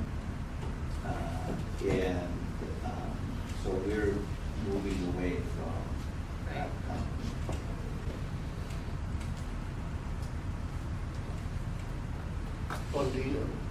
On the minutes from May 23, 2023, item G, you have authorized purchase of 4 Olympus surgical towers and telescope upgrade services. Contract value for $564,365. Contract term, purchase and 3-year service. So you don't have service on those towers? That's part of the issue. So we actually have 2 loaners right now because we have the other 4 that are not reliable, and we're trying to get them fixed, and this, we're eating that cost. I don't know what happened after that. I don't know if they changed it because of the price associated with it. I mean, I couldn't tell you if this is there for any of that, but we had 1 year on it instead of 3, and we're at the 18-month mark. And we've had problems with them. To Pablo's point, like, we've had problems with them throughout the whole time that we've had them. And so that's why this provider is like, I have zero confidence in it, I'm not going to. This one. Correct. So you can see, like, there's a pretty stark difference, right? There's 4 of those machines for $500,000, and there's one of these ortho-specific machines that, $486,000. And this one will come with, and that will come after this. There's a service agreement that will come with this one as well. But yeah, it's a problem that we're having. It's something that we're dealing with constantly. Even the loaner that we got, which is kind of like, the loaner they got was the Camry and not the Corolla, right? And that was the one that just this week went dark in the middle of surgery. So we're still having a problem with it. It's like the Corolla when, like my first car with the roll-up windows, Right. all the doors are locked, or. And they're scrambling to move the equipment and the patient during Yeah. surgery, I mean, I just keep thinking, I'm like, my dad just had knee surgery here, and if it would have went down, like, Yes. yeah, so I'll make a motion to approve. Chris, where does that, No, go for it. Chris, where does that equipment reside? The towers? In the surgery room, yeah, they're in our surgery rooms. Is there anything that we can do moving forward to prevent this from happening again? Because I just mentioned, lighting $1 million on fire with the same result. This is about the same thing what happened $1 million. So I would go back to what Pablo brought up earlier in going through that process to do these, because one of the things, I mean, it's a true saying with us, with healthcare, just like it is anywhere else. You buy nice or you buy twice, and now we're in a situation where we're buying twice. And then also, I just want to point out that we're presenting this just for the tower and the, equipment that goes with it, but there's no service agreement that's included in here. That's the one that comes later. And so we're gonna present that to you later, because we're still trying to, they gave us the pricing, but it included all the towers versus just including these towers. So, we're aware of that, and we're gonna be trying. They gave you the pricing for the They wanted to, so originally when it services agreement came, for all the towers? well, originally when this came across, it was for the ortho towers and then also to replace the other towers. And when, that was not the conversation. And so when they did it and they got the bids for the service agreement, it included 4 towers, these ortho towers and then the other towers. And so it was like, that's not what we were doing. This was just because it was using the money for the Mako. It was just for this.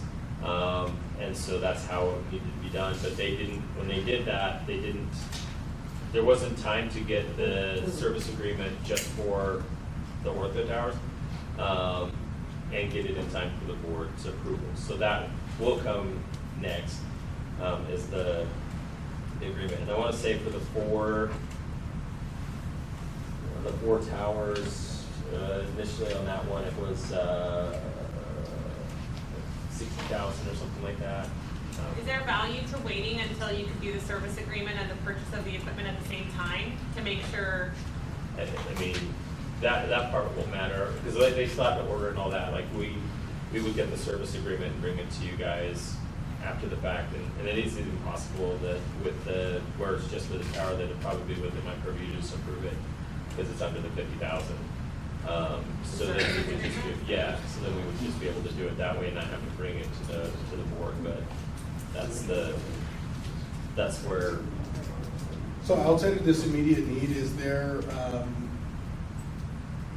would it make sense to wait on the purchase agreement or the service agreement of the others to really leverage the purchase power of having 2 hospitals and purchasing those at once? Or, I understand the urgency of this one because we need one here, but for the others, the replacement of the others. We gotta replace those too. Right. I mean, it kind of really depends on how we handle it, right? So, for example, this may not, it could be just a moot point, because if through the process and we look at how we're going to do it and we say, okay, because ideally, like, we're gonna set certain things up in certain areas, right? So if we're doing, if it does say that ortho is gonna be done here, like all ortho surgeries will be done at Pioneers, then we already have it here, I mean, it wouldn't even matter. There are certain things that will be done at both places, and there'll be certain things that we'll look at saying it makes sense to do this one here and this one there, and not have dual services for those particular items. Because like I said, there's, you know, like in this case, this is a very specific tower, so that would be, you'd set up the area for that. That OR would be set up specifically for that. When we do ortho spine, that area is going to be set up specifically for that. And kind of going back to what we talked about, it wouldn't make sense for us to do ortho spine at ECRMC and at Pioneers because the volumes wouldn't make sense to do it that way, but it would make sense to have it at one of those locations and set that room up for that. So there are certain things that we could do, like as far as some of the regular towers, absolutely. I think that would be for sure. He's looking at doing something different. We're definitely going to be looking at doing something different. We'll definitely get some value there doing those together. But some of these that are going to be, you know, potential one-offs because they're specialized in certain things that we will, you know, we're not going to buy it for both locations, and so we wouldn't get the benefit of both in those cases. Also too, like if we were ever to consider being a center of excellence for joint hip program, then, you know, it would be best if we just have Keep it in one area. So that would be also another reason why we would want to just have it in one. And I guess I am wrong, they just pointed that out to me too. I thought this was just for one, but it looks like it's for two towers, two ortho towers. Oh. Yeah, but it's towers. But also, kind of going on what Donald was mentioning, so let's say we do combine, bring everything to one location, so then we would probably bring the equipment that's at El Centro as well over here. What would we be bringing over here to avoid redundancy and purchasing something now that we don't need if El Centro already has it in 6 months? Yeah, they don't have it. Yeah. So then we wouldn't. I do want to mention Dr. Lai is like highly efficient. He's like one of our best, if not best, as far as efficiency. And so he has 2 rooms running. Like he'll be in one room doing one procedure while the other is getting ready and ready to go for when he's done here. And so he just jumps from one to the other. And so that's why the 2 are there, because he's just going. That's really He good. requires 2 rooms. Okay, that's really good to know. And there's actually a pretty good discount. Yeah. So like, I have no issue buying this. My biggest thing is, say you have a policy, right? And how it's not being followed. As far as the committee, I think the biggest reason for that is the turnover as far as the leadership, the people who are involved in that, and it's just been difficult to kind of get it to where it's an established process. We've had it and we do it, and then, you know, people like leadership is not there, or multiple people wearing multiple hats, and so then it gets put on hold and we just don't resume. So it's not a good excuse, but I think that's That has to be that's changed. actually one of the reasons why. And I will also say, as far as the not having that service agreement, the biggest reason for that in the past has been, you know, just trying to save money, and saying, kind of like what he had said about like deferring maintenance and stuff and hoping things don't break or, you know, everything goes well. That's part of the reason for that. Well, it sounded like you probably trusted the brand because apparently it was known as a good brand at one point. So the person who was running the department, you know, very knowledgeable, and he made the recommendations as far, you know, so to say. And it was, we did have different, if I remember correctly, there was different vendors that came into presentations. The physicians also were included in that. Dr. Lai did want his own, like ortho-specific ones, but the response back from the director at the time was, and you know, what the vendors were promising was that these towers were good enough to, like, for specialty services for ortho. And they weren't. Well, they're not even. I could say more about that. Carol, is Dr. Line the only provider in the valley that does this kind of work, or are there other?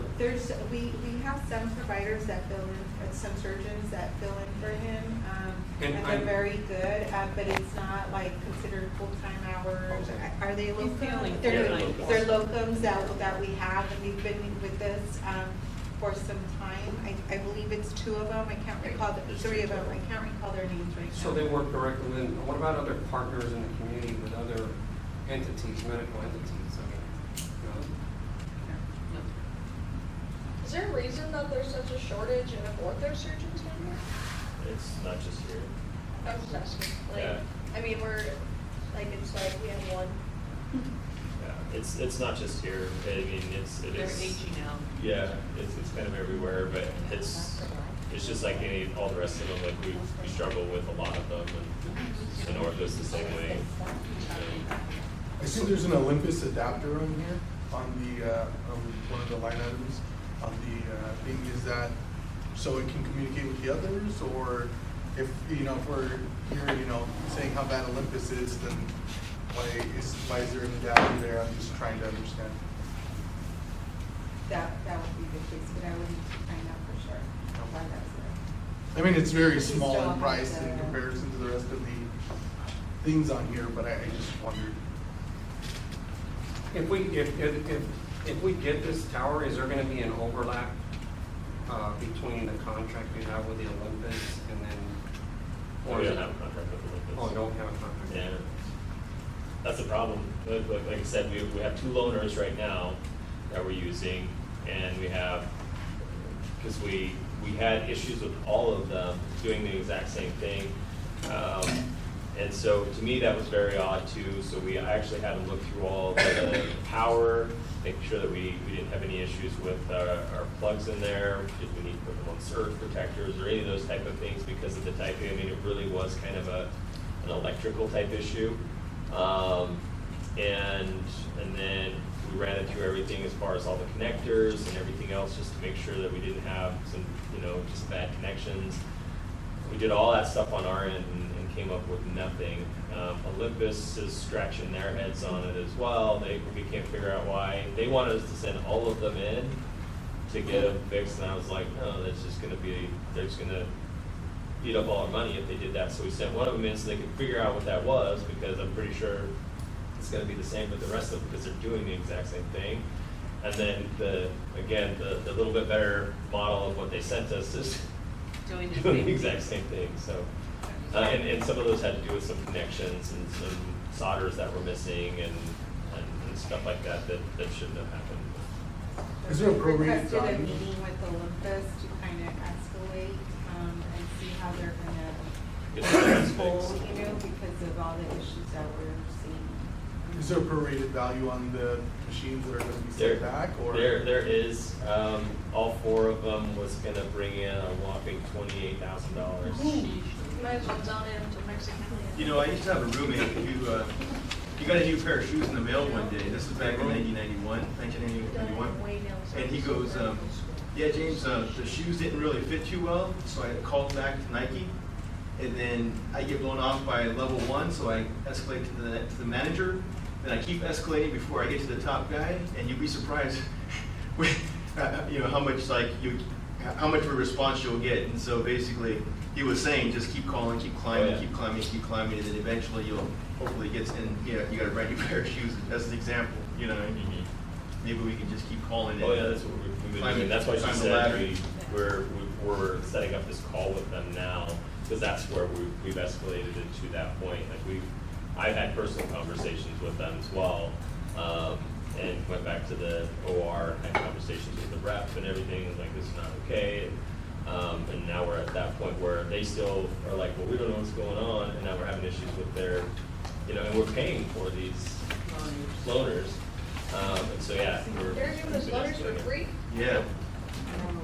Olympus doesn't do anything. We need to work on their customer service. But this is like one of the things that you guys will find out. I forgot, you bought a Corolla, not a BMW. Yeah. But even with that though, you're gonna see that as we go through these things and we're buying things like, we're spending tons of money on, CT machines and MRI machines. It's really like,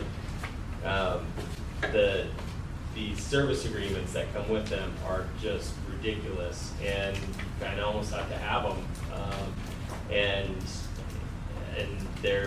it's just kind of a racket is really what it is. I don't know if you feel the same way, Pablo, but it is like, it's a racket because you're just like, wow, we just spent, $600,000 on the CT machine, and now we're gonna spend $150,000 on the service contract that's only good for 2 years, and we're gonna have to redo it again. And this thing is brand new. And then you're gonna have to pay $30,000 for the upgrade of the software. Yeah. Add So- software. Because they won't support it To unless you that pay. point- This is how it But all. to that point, wouldn't it be better than to agree to the purchase, once we know what the service agreement is, maybe we can negotiate some additional coverage on that? I mean, that's what we do. We try to get the best deal possible on all the stuff that we do. There's multiple times that we'll work that to our advantage. Often they'll be like, yeah, we've got to throw in an extra year for free. You have to do this stuff, otherwise, we're going to go Canon or whatever. And so we try to work everything that we can, like with all contracts, whether it's with the new piece of equipment or it's a consultant agreement. I don't want to spend any more money than I absolutely have to. And like I said, it's kind of like a game, unfortunately. And you have to know how to play it. And you play the game and try to get the best deal that you can. And So even though if we approve this tonight, you're not gonna place the order until we see what the service agreement is? we'll have the service agreement paperwork probably tomorrow or the next day. That being said, earlier you mentioned that you just noticed there was towers in the plural. Are we looking at one then, or are we looking at two because of the It's two two. rooms that? Yeah. It's 2 for each room. Two for each We room. pulled 2 of them off, and that's where I got confused. So these are for 2, and then we took those other 2 off. I feel very comfortable coming from you and Pablo that we definitely don't need to be moving forward with Olympus anymore. Right? I really do. I have a question as to how this relates to the overall liabilities. So if they're derated that much and we still have that on the books, like how does that factor in with the, 150 million that you were talking about earlier? So if their evaluation, it was a liability of X amount of dollars because of the value of this machine, if we're just getting rid of it or if we're only getting back that amount, how does that change the overall evaluation? Yeah, the depreciation. Well, there's no liability for that to pay cash for them, so they're just gonna look as an asset, but it would be depreciated off, obviously faster than, it would need to have a higher value in 28. There's Yeah. no liability. Oh, that's all the question that I had. Do you have a motion? I so moved to. There's a second? Second. You got it. I have a motion by Menard and a second by Proctor. All in favor, say aye. Aye. Any opposed? Any abstention? Motion carries. Now you can go. Submitted previously, so unless you have questions, it's there for your review. Does anybody have questions?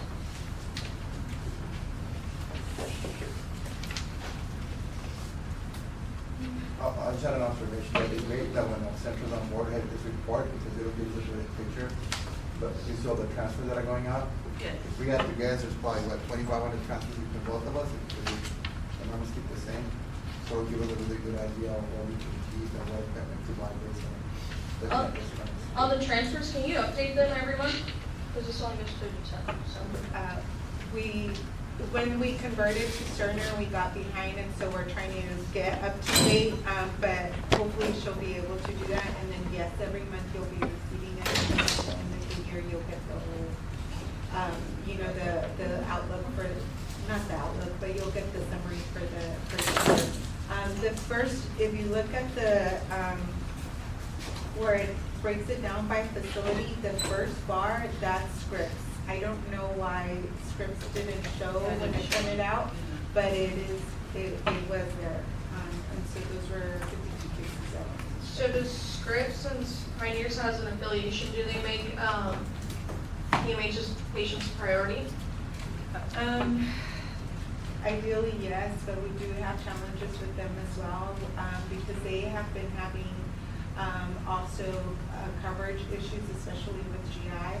And so we have not always been able to transfer to Scripps as quickly as we have wanted to. That's why over the last few months you've seen a switch, or you'll see like where Desert Regional might have more than Scripps between those two because of that issue. And sometimes weather is an issue as well. It depends on the diagnosis as well, does it? Not so much. Where it matters is like for the cardio cases, because if we have a cardiologist, that prefers for them to go to CSD, because that's who he does procedures with, and that's when it does matter. But like the other cases, no, our ER providers are just trying to send the patients where they need to go as quickly as possible. Who's second to the last here above Sharp Healthcare? That would be Tri-City Medical Center. So it's included in the summary on the next page. I don't know. I think maybe I was trying to fit everything and then it squished it. I'm not sure why that happened. It was under UCSD. Under UCSD. Eisenhower. I'm saying, can you just update it? I can update it again. Brenda wants to kill me. She gave me the look I saw.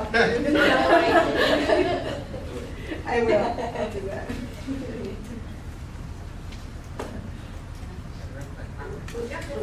We don't have to approve this, right? It's No, just our it's just informational. when And I was- again, if there's anything else that you'd like to see on a monthly basis, I'm happy to include that. I just wanted to say real quick, because I know at the last meeting, I kind of chastised you for giving us the financials at the last minute in really tiny print. And I was gonna say thank you for getting them to us ahead of time, so I could print them, so I could actually read them and look at them. So, before I forget, I wanna publicly say thank you, that was awesome, and I do like your report, so if you can, fix the little issues and update it, that would be awesome. Fonts, because I also have a trouble with the small font, but if you need a bigger, Well, no, the small ones are fine. I mean, if I get them via email, I can make them, as big as I need them to be. Let's make 12 the minimum. I'm there now where I have to get the Yeah, I'm getting to that age where you either have to hold it way out here or I need to grow it up, so. But I did want to say thank you before I totally forgot, so. No worries. All right, Ms. Carol, anybody have anything else for the CNO? Do we have anything? Thank you, Carol. Thank you. Do you have any urgent care update? Yeah, the urgent care completion project didn't move forward because the architect firm failed to follow through with the City of Calexico facilities inspector. We had a long conversation, a little heated one. The owner of the company did call me back after I asked. I did what Director Garcia just said. And I kept elevating until somebody called me back and said they were going to be on it right then and there. When we were in closed session, they did call me back. They got a hold of the building inspector. And right now, the only issue is if you remember the CT room, there's a double door back there. And Chris pointed that out when his first walkthrough. And what the architect is saying, that's not an exit door. It was just to facilitate putting in a CT scanner when you get one. But the building inspector is saying no, but you need to have an alarm system. It needs to be a part of the whole fire program. So right now they're gonna have to set up a meeting, finally a meeting, to walk in and find out if it's a code issue or if it's a local issue. At the end of the day, I'm sure that Mr. Chuck Cortez, who's the building inspector for Calexico, will have his way. And so we should have something sooner. As they always do, the architects should know that. Yes. Do what they tell you to do. Yes. So I have to put a door in there. Yeah, exactly. Other than that, the other thing I was gonna ask is I kind of want to talk to Chris about it, to ask Dr. Tyson for numbers, because it'd be nice to know how many people from which areas are going to the urgent care, because I think that I love this report, because this says a lot, guys. You have no idea how frustrating it is to be in an ER and you can't get a patient that you need out. So there's a big window to our operations. And if we get that from the urgent care, it will give us an idea also, as we're looking at future urgent cares or what we're doing. So I'll work with Chris on what numbers we could ask him for, so that we can include it in our report. And in the future too, it'd be great to know who goes, how many go to El Centro, how many come to Pioneers, that sort of thing too. Okay, thanks. Can you remind me how long is that lease agreement with Dr. Tyson? It is, the first one is for. I thought it was 5 years. Yeah, it's 5 years. The 5-year option to extend.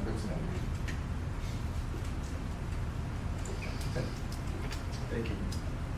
And we do do need to have some, and I know I've said this before, but we do probably need to, as we talk about other items for future agenda, I do think that needs to be put on there as far as how we're gonna handle the other half of the building. And if it is something we're gonna have Tyson do, or if it's something that we are going to take over ourselves. And that conversation needs to be had so we can kind of square up what this payment will actually be once it's done with this free time. I think you guys should figure out a plan. I think we should. You and So I do have a question about that. Does it mean that it has to be Dr. Tyson? No? I have a question, and since Pablo's here, because we're talking about maybe utilize the other side as a pharmacy, Well, it is set up as a pharmacy, so it is, and then you just established a new compounding pharmacy in El Centro, right? it's your brand's retail. So It's retail. retail. Yeah. So that's not something that It's a can good be idea under to have a retail pharmacy there. Yeah. Okay. We could capture also the 340B patients for the community there, to get better pricing, Okay. if it doesn't change by Congress. So, yes. It's like everything. Who knows what's gonna change? We're not competitors anymore. Or- One. now we'll move on to CEO report. All right, so a couple things that I got for you guys is, we've talked a little bit already about some of the stuff with the child paperwork, but it's moving along, we're getting things accomplished. There's a lot of stuff we sent in, they're sending back asking for other things, and we're moving. There are a couple of areas, just to make you all aware, that are kind of potential risk areas that we're monitoring more closely than others through the process. Our DEA license is one of them, and how that process is gonna work, because there's a lot of timing there with that and being able to purchase drugs. And so it's something we're watching closely. There's gonna have to be some changes with Cerner associated with this as well. Almost like a new build, but not really, because they have all of our information already. But how that process works is, as we build some of those things out, like all of our information is on that, as far as those MPIs, our TINs, like everything is already there and already set up. And even when it comes back where it goes to the clearinghouse, all that stuff is there. We've changed all of that.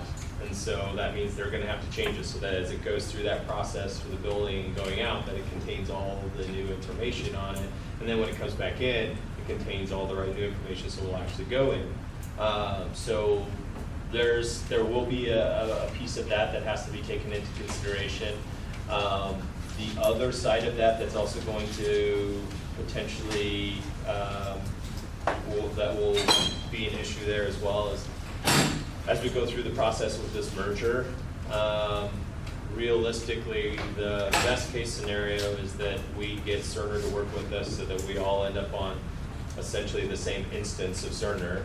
We're both using it right now, but there's some stuff that's gonna have to happen to make all that play out, so that I can have, a doctor comes here and works in our clinic here, but also works in the clinic, maybe CRMC or the ER, either place, and it works seamlessly. It's kind of the same bill, and they can sign in with the same one. They don't have to do something different here than they have to do in those other places. So that's kind of a little bit more high end that we'll have to work on, and that'll probably take a little bit longer than some of these other changeovers that we'll have to do. But there could be a situation with that first instance that I told you guys about, where we're gonna be waiting on payments. And so our cash collections will be down, and you'll see some dips in our finances as a result of that. We're hoping to avoid that as much as possible, and we're working with them to navigate that process. But just wanna put it on your radar, just so that you guys know that that's a possibility as we come through there. Same thing with the stuff on the CMS side and Iridian. As we go through this, and as we're switching over these TIN numbers and the MPI numbers and bank account information, like all of that stuff has an effect on our payments that we receive. So we can see some dips in those situations, and just want to make sure that you guys are aware that that's a real potential for us right now, that we'll see those dips. And how long that will be necessarily, we don't know. Again, this is all very new for kind of everybody as far as this process. But in some instances, like in a normal process, that can take up to upwards of even 90 days. We're hoping to avoid that, but just so that you guys are aware and kind of have that on your radar. And as that happens, and as we see that going through the financials, we'll point that out so you guys know where that's coming from.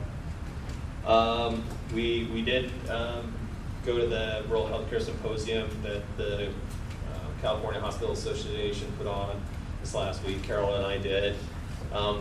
Really good information that came out of there, some things that we'll potentially be able to change and make better, really in particular with our rural health clinics that we'll look at.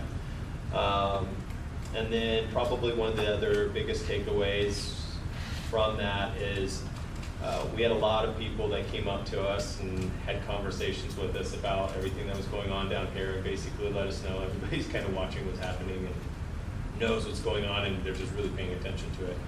So just so that you guys know, it's on radars through CHA and others as well. So yeah. Our novellas being watched Tune in today. The good thing is novelas in. And then they have a spin-off. And then they have a spin-off. That's right. The other thing I want to make sure you guys are aware of too is there is this case K through 16 collaborative for healthcare project that's going on right now. It's a grant they're working on for both San Diego and Imperial counties that we're a part of. And essentially what they're doing is working on ways to be able to help, starting from a very young age and even through that college process, pushing people towards healthcare careers.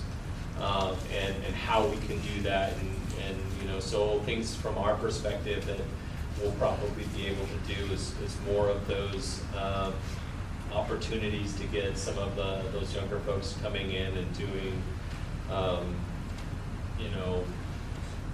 LVN stuff. well, not just the LVN, but because they were focused on also helping people understand that healthcare is not just nurses and doctors and things like that, but it's IT and it's engineering and all of these other things that we also need to be able to support the service. Yeah, exactly. So things like that they're helping people see that there are more opportunities in healthcare than just the RNs or the LVNs or the doctors or what have you, but that is part of that process.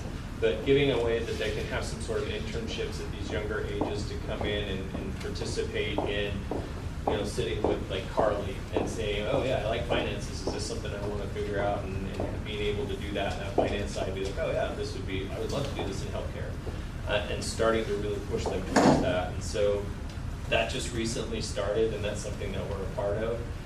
So just wanted to make you guys aware of that. As it starts to pick up steam, there'll probably be more things that will come through. So have you contacted the school board?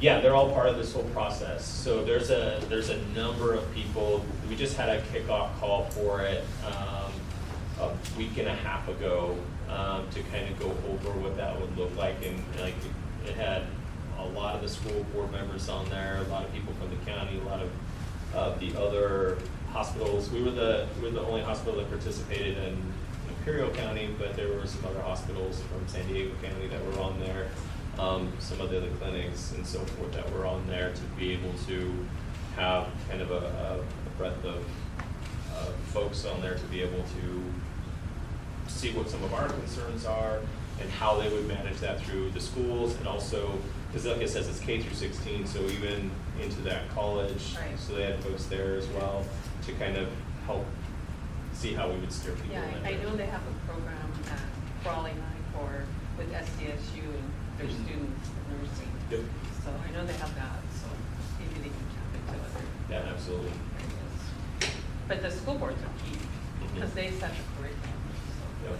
And allow us to come in and do some of the stuff, and allow them time to come and do some of these things in a different schedule. That was part of it too, is being able to give them an opportunity through the program to say, okay, I'm part of this for this semester, and that allows me to spend 2 weeks at Pioneers, and another 2 weeks with Intercare, and another 2 weeks at ECRMC, and another 2 weeks here, so I can kind of get a feel for that, and we'll work on the curriculum, so. Definitely. Yeah, so that was pretty exciting, and it's pretty new, so just want to make you guys aware of that. You'll probably see some more on that as we continue to build that, because it's really in the infant stages right now. Insurance renewals, now that we have it set that we're going to do a board meeting on the 27th, we'll probably be bringing you guys the insurance renewals for your approval as we get ready to start a new open enrollment. We should have, there's a lot of work that we've done on the background as far as getting quotes and so forth to get to this point now. And so we had another conversation with the group today, Gallagher's, who we're going with at this point, and there'll be some changes to what we're currently doing. And so we'll bring those to you guys at the next board meeting so that you guys can see that and hopefully approve that so we can get everything set up for open enrollment as we move forward. So from the HR, I've kind of taken over some of those duties for the HR report for you guys, so I'm gonna go over that with you. So we did have 25 new hires in February. We did make 57 offers. We had 28 terminations. So the total hospital and clinic headcount is 963 at the end of February. The skilled nursing headcount was at 124, so we have a total number of employees of 1,087 as of the end of February. So those new hires, just so that you're aware, 10 of those were in nursing, 5 were clinical professionals, we had 1 PT services, 3 in support services, 2 in the clinics, and 4 on the skilled nursing side. How many of the terminations were voluntary versus involuntary? Let's see. If you have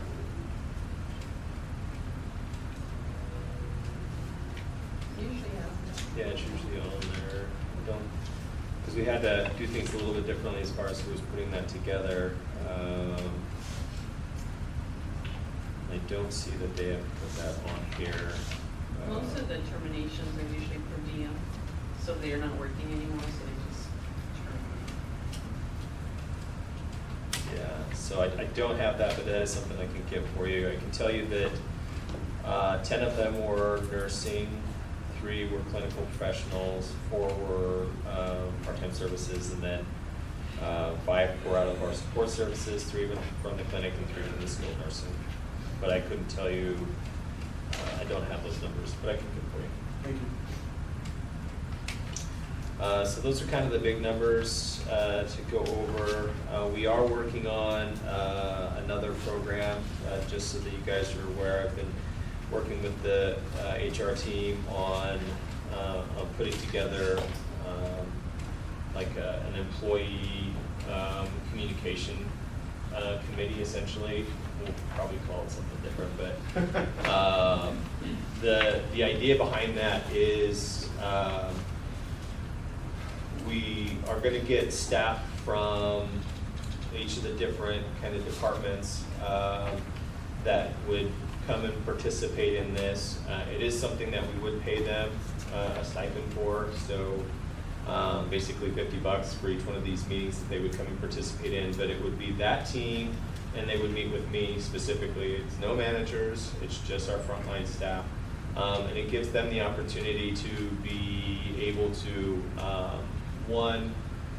bring up concerns and issues that they're having, be kind of that point person for the other people in that department to say, hey, this is our representative. We'll go tell them they're gonna meet with Chris. Let's make sure these issues are heard. And so we do that once a month and have that opportunity to sit down with them and go over these concerns, go over ideas that they have as well, on things that they see we could change and make a difference on. And then like another piece of that we talked about is just doing something like you know, a little bit more fun with them as well. So having opportunities to celebrate, you know, could be innocuous days like National Chocolate Day, and we'll have chocolate for everybody, and it'll be part of this team that gets handed out. And then once a month we would have that group sponsor lunch out of the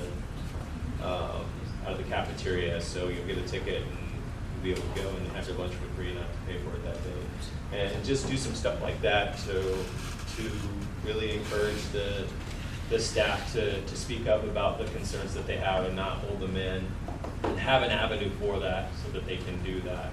It's something I've done before where I've been previously, and it's very successful, and I know we want to do it again here and start that process and be able to give them that voice and have that direct communication. So that's something we're looking at starting, and usually in that there's always one representative from HR that's always there. People that are in it because it is, you know, they do get $50 for each of the meetings that they go to. We do set that up so that they rotate, and they basically they can be there for up to 3 6-month terms, and then somebody else rolls in.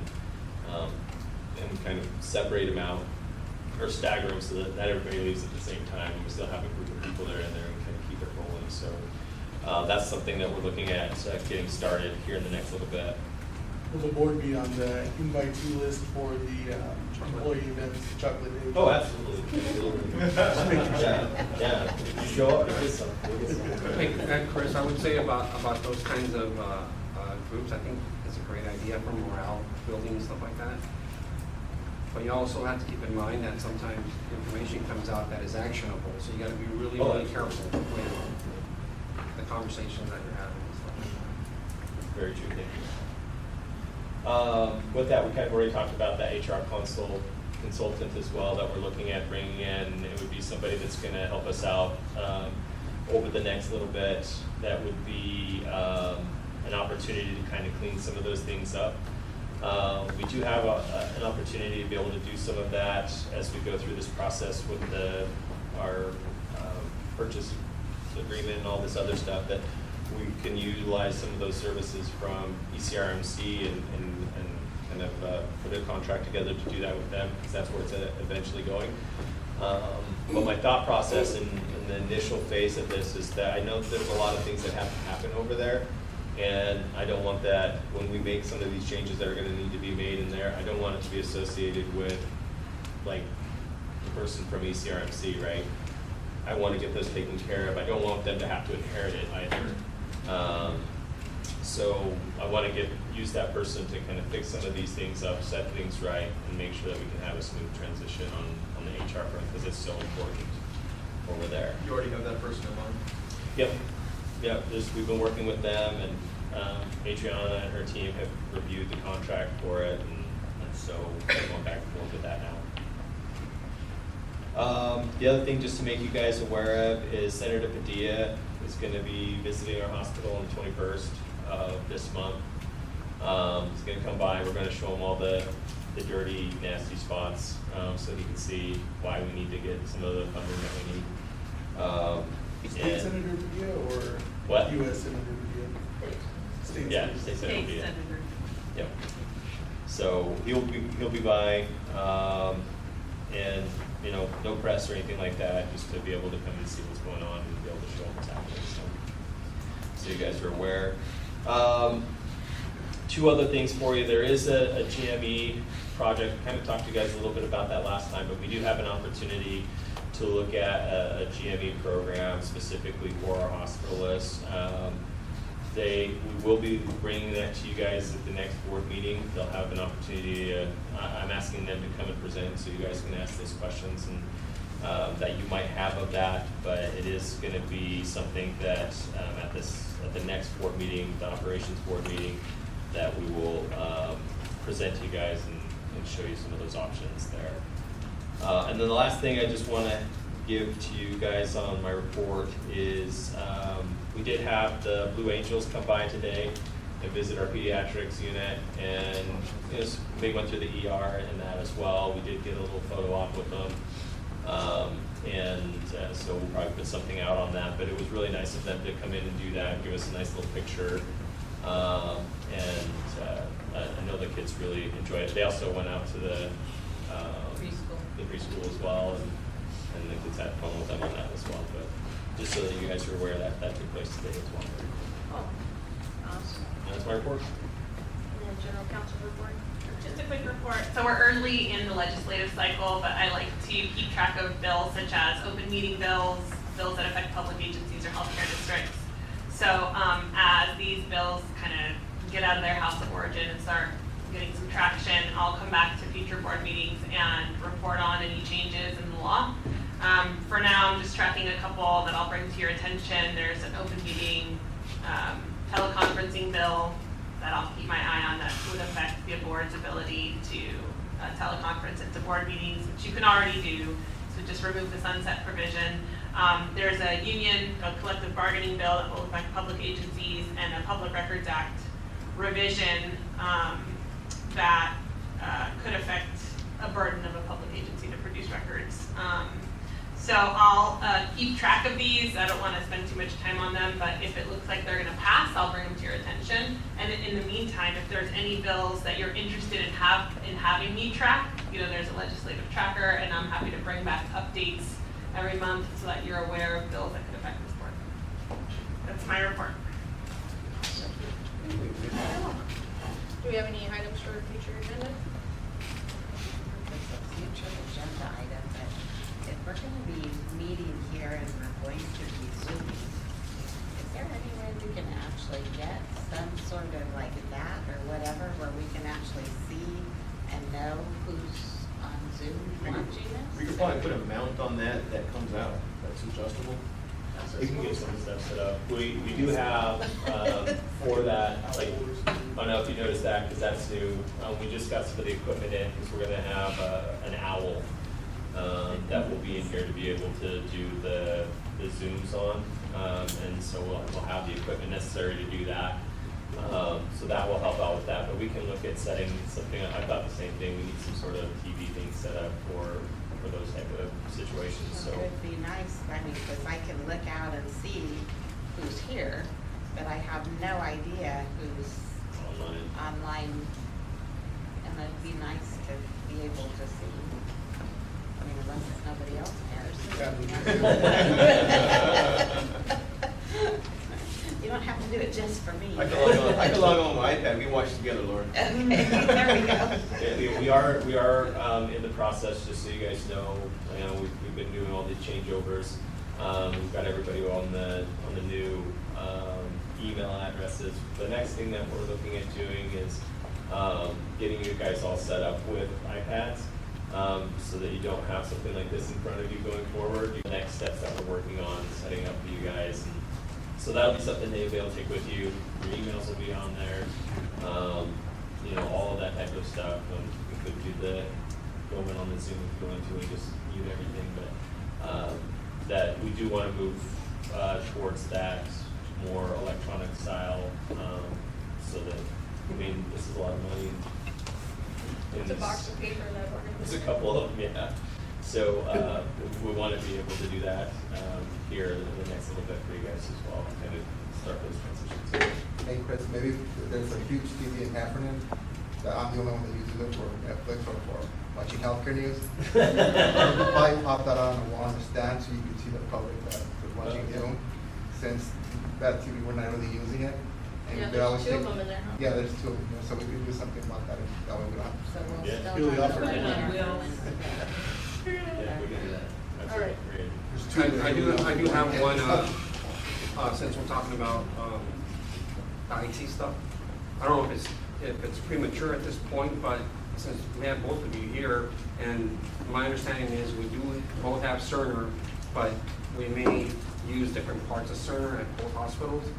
Is it too premature to start having the IT people start talking or training each other with the different parts of Cerner? No, that's actually part of the conversation that we had with them today, how we have to get together with them to start that transition, because the one thing I also don't want to do, there is stuff they're going to have to do for us right now, just so that we don't run into those issues of waiting too long for our payments, right? But in the end, the big thing is making sure, just like I talked about, you know, this doc from this ER can go to this ER, and they can use their same sign-on, and then we don't have to create any different things. And so there's some stuff like that that we're gonna have to work through from both sides to make that work. It's gonna be a lift, because they're just getting used to it, and so then it'll end up being a change on them, just as they're getting used to it. And our doctors are used to it, and now it's gonna be a change for them as well. So it'll be a bit of a lift, but that's, yeah, it's on our radar for sure. How much is that gonna cost? We don't know yet. There will be a price associated with it. And that's part of that conversation that we'll end up having between the two teams and Cerner, so that they can kind of get an idea of what that scope is going to be, and then be able to tell us, here's how much we're going to charge you to do that. Even though, you know, Pablo and I have had conversation with them in the beginning and saying, hey, this is going to happen, you guys need to set this up, and they're like, so. With that, I acknowledge meeting. Anybody else has anything tonight?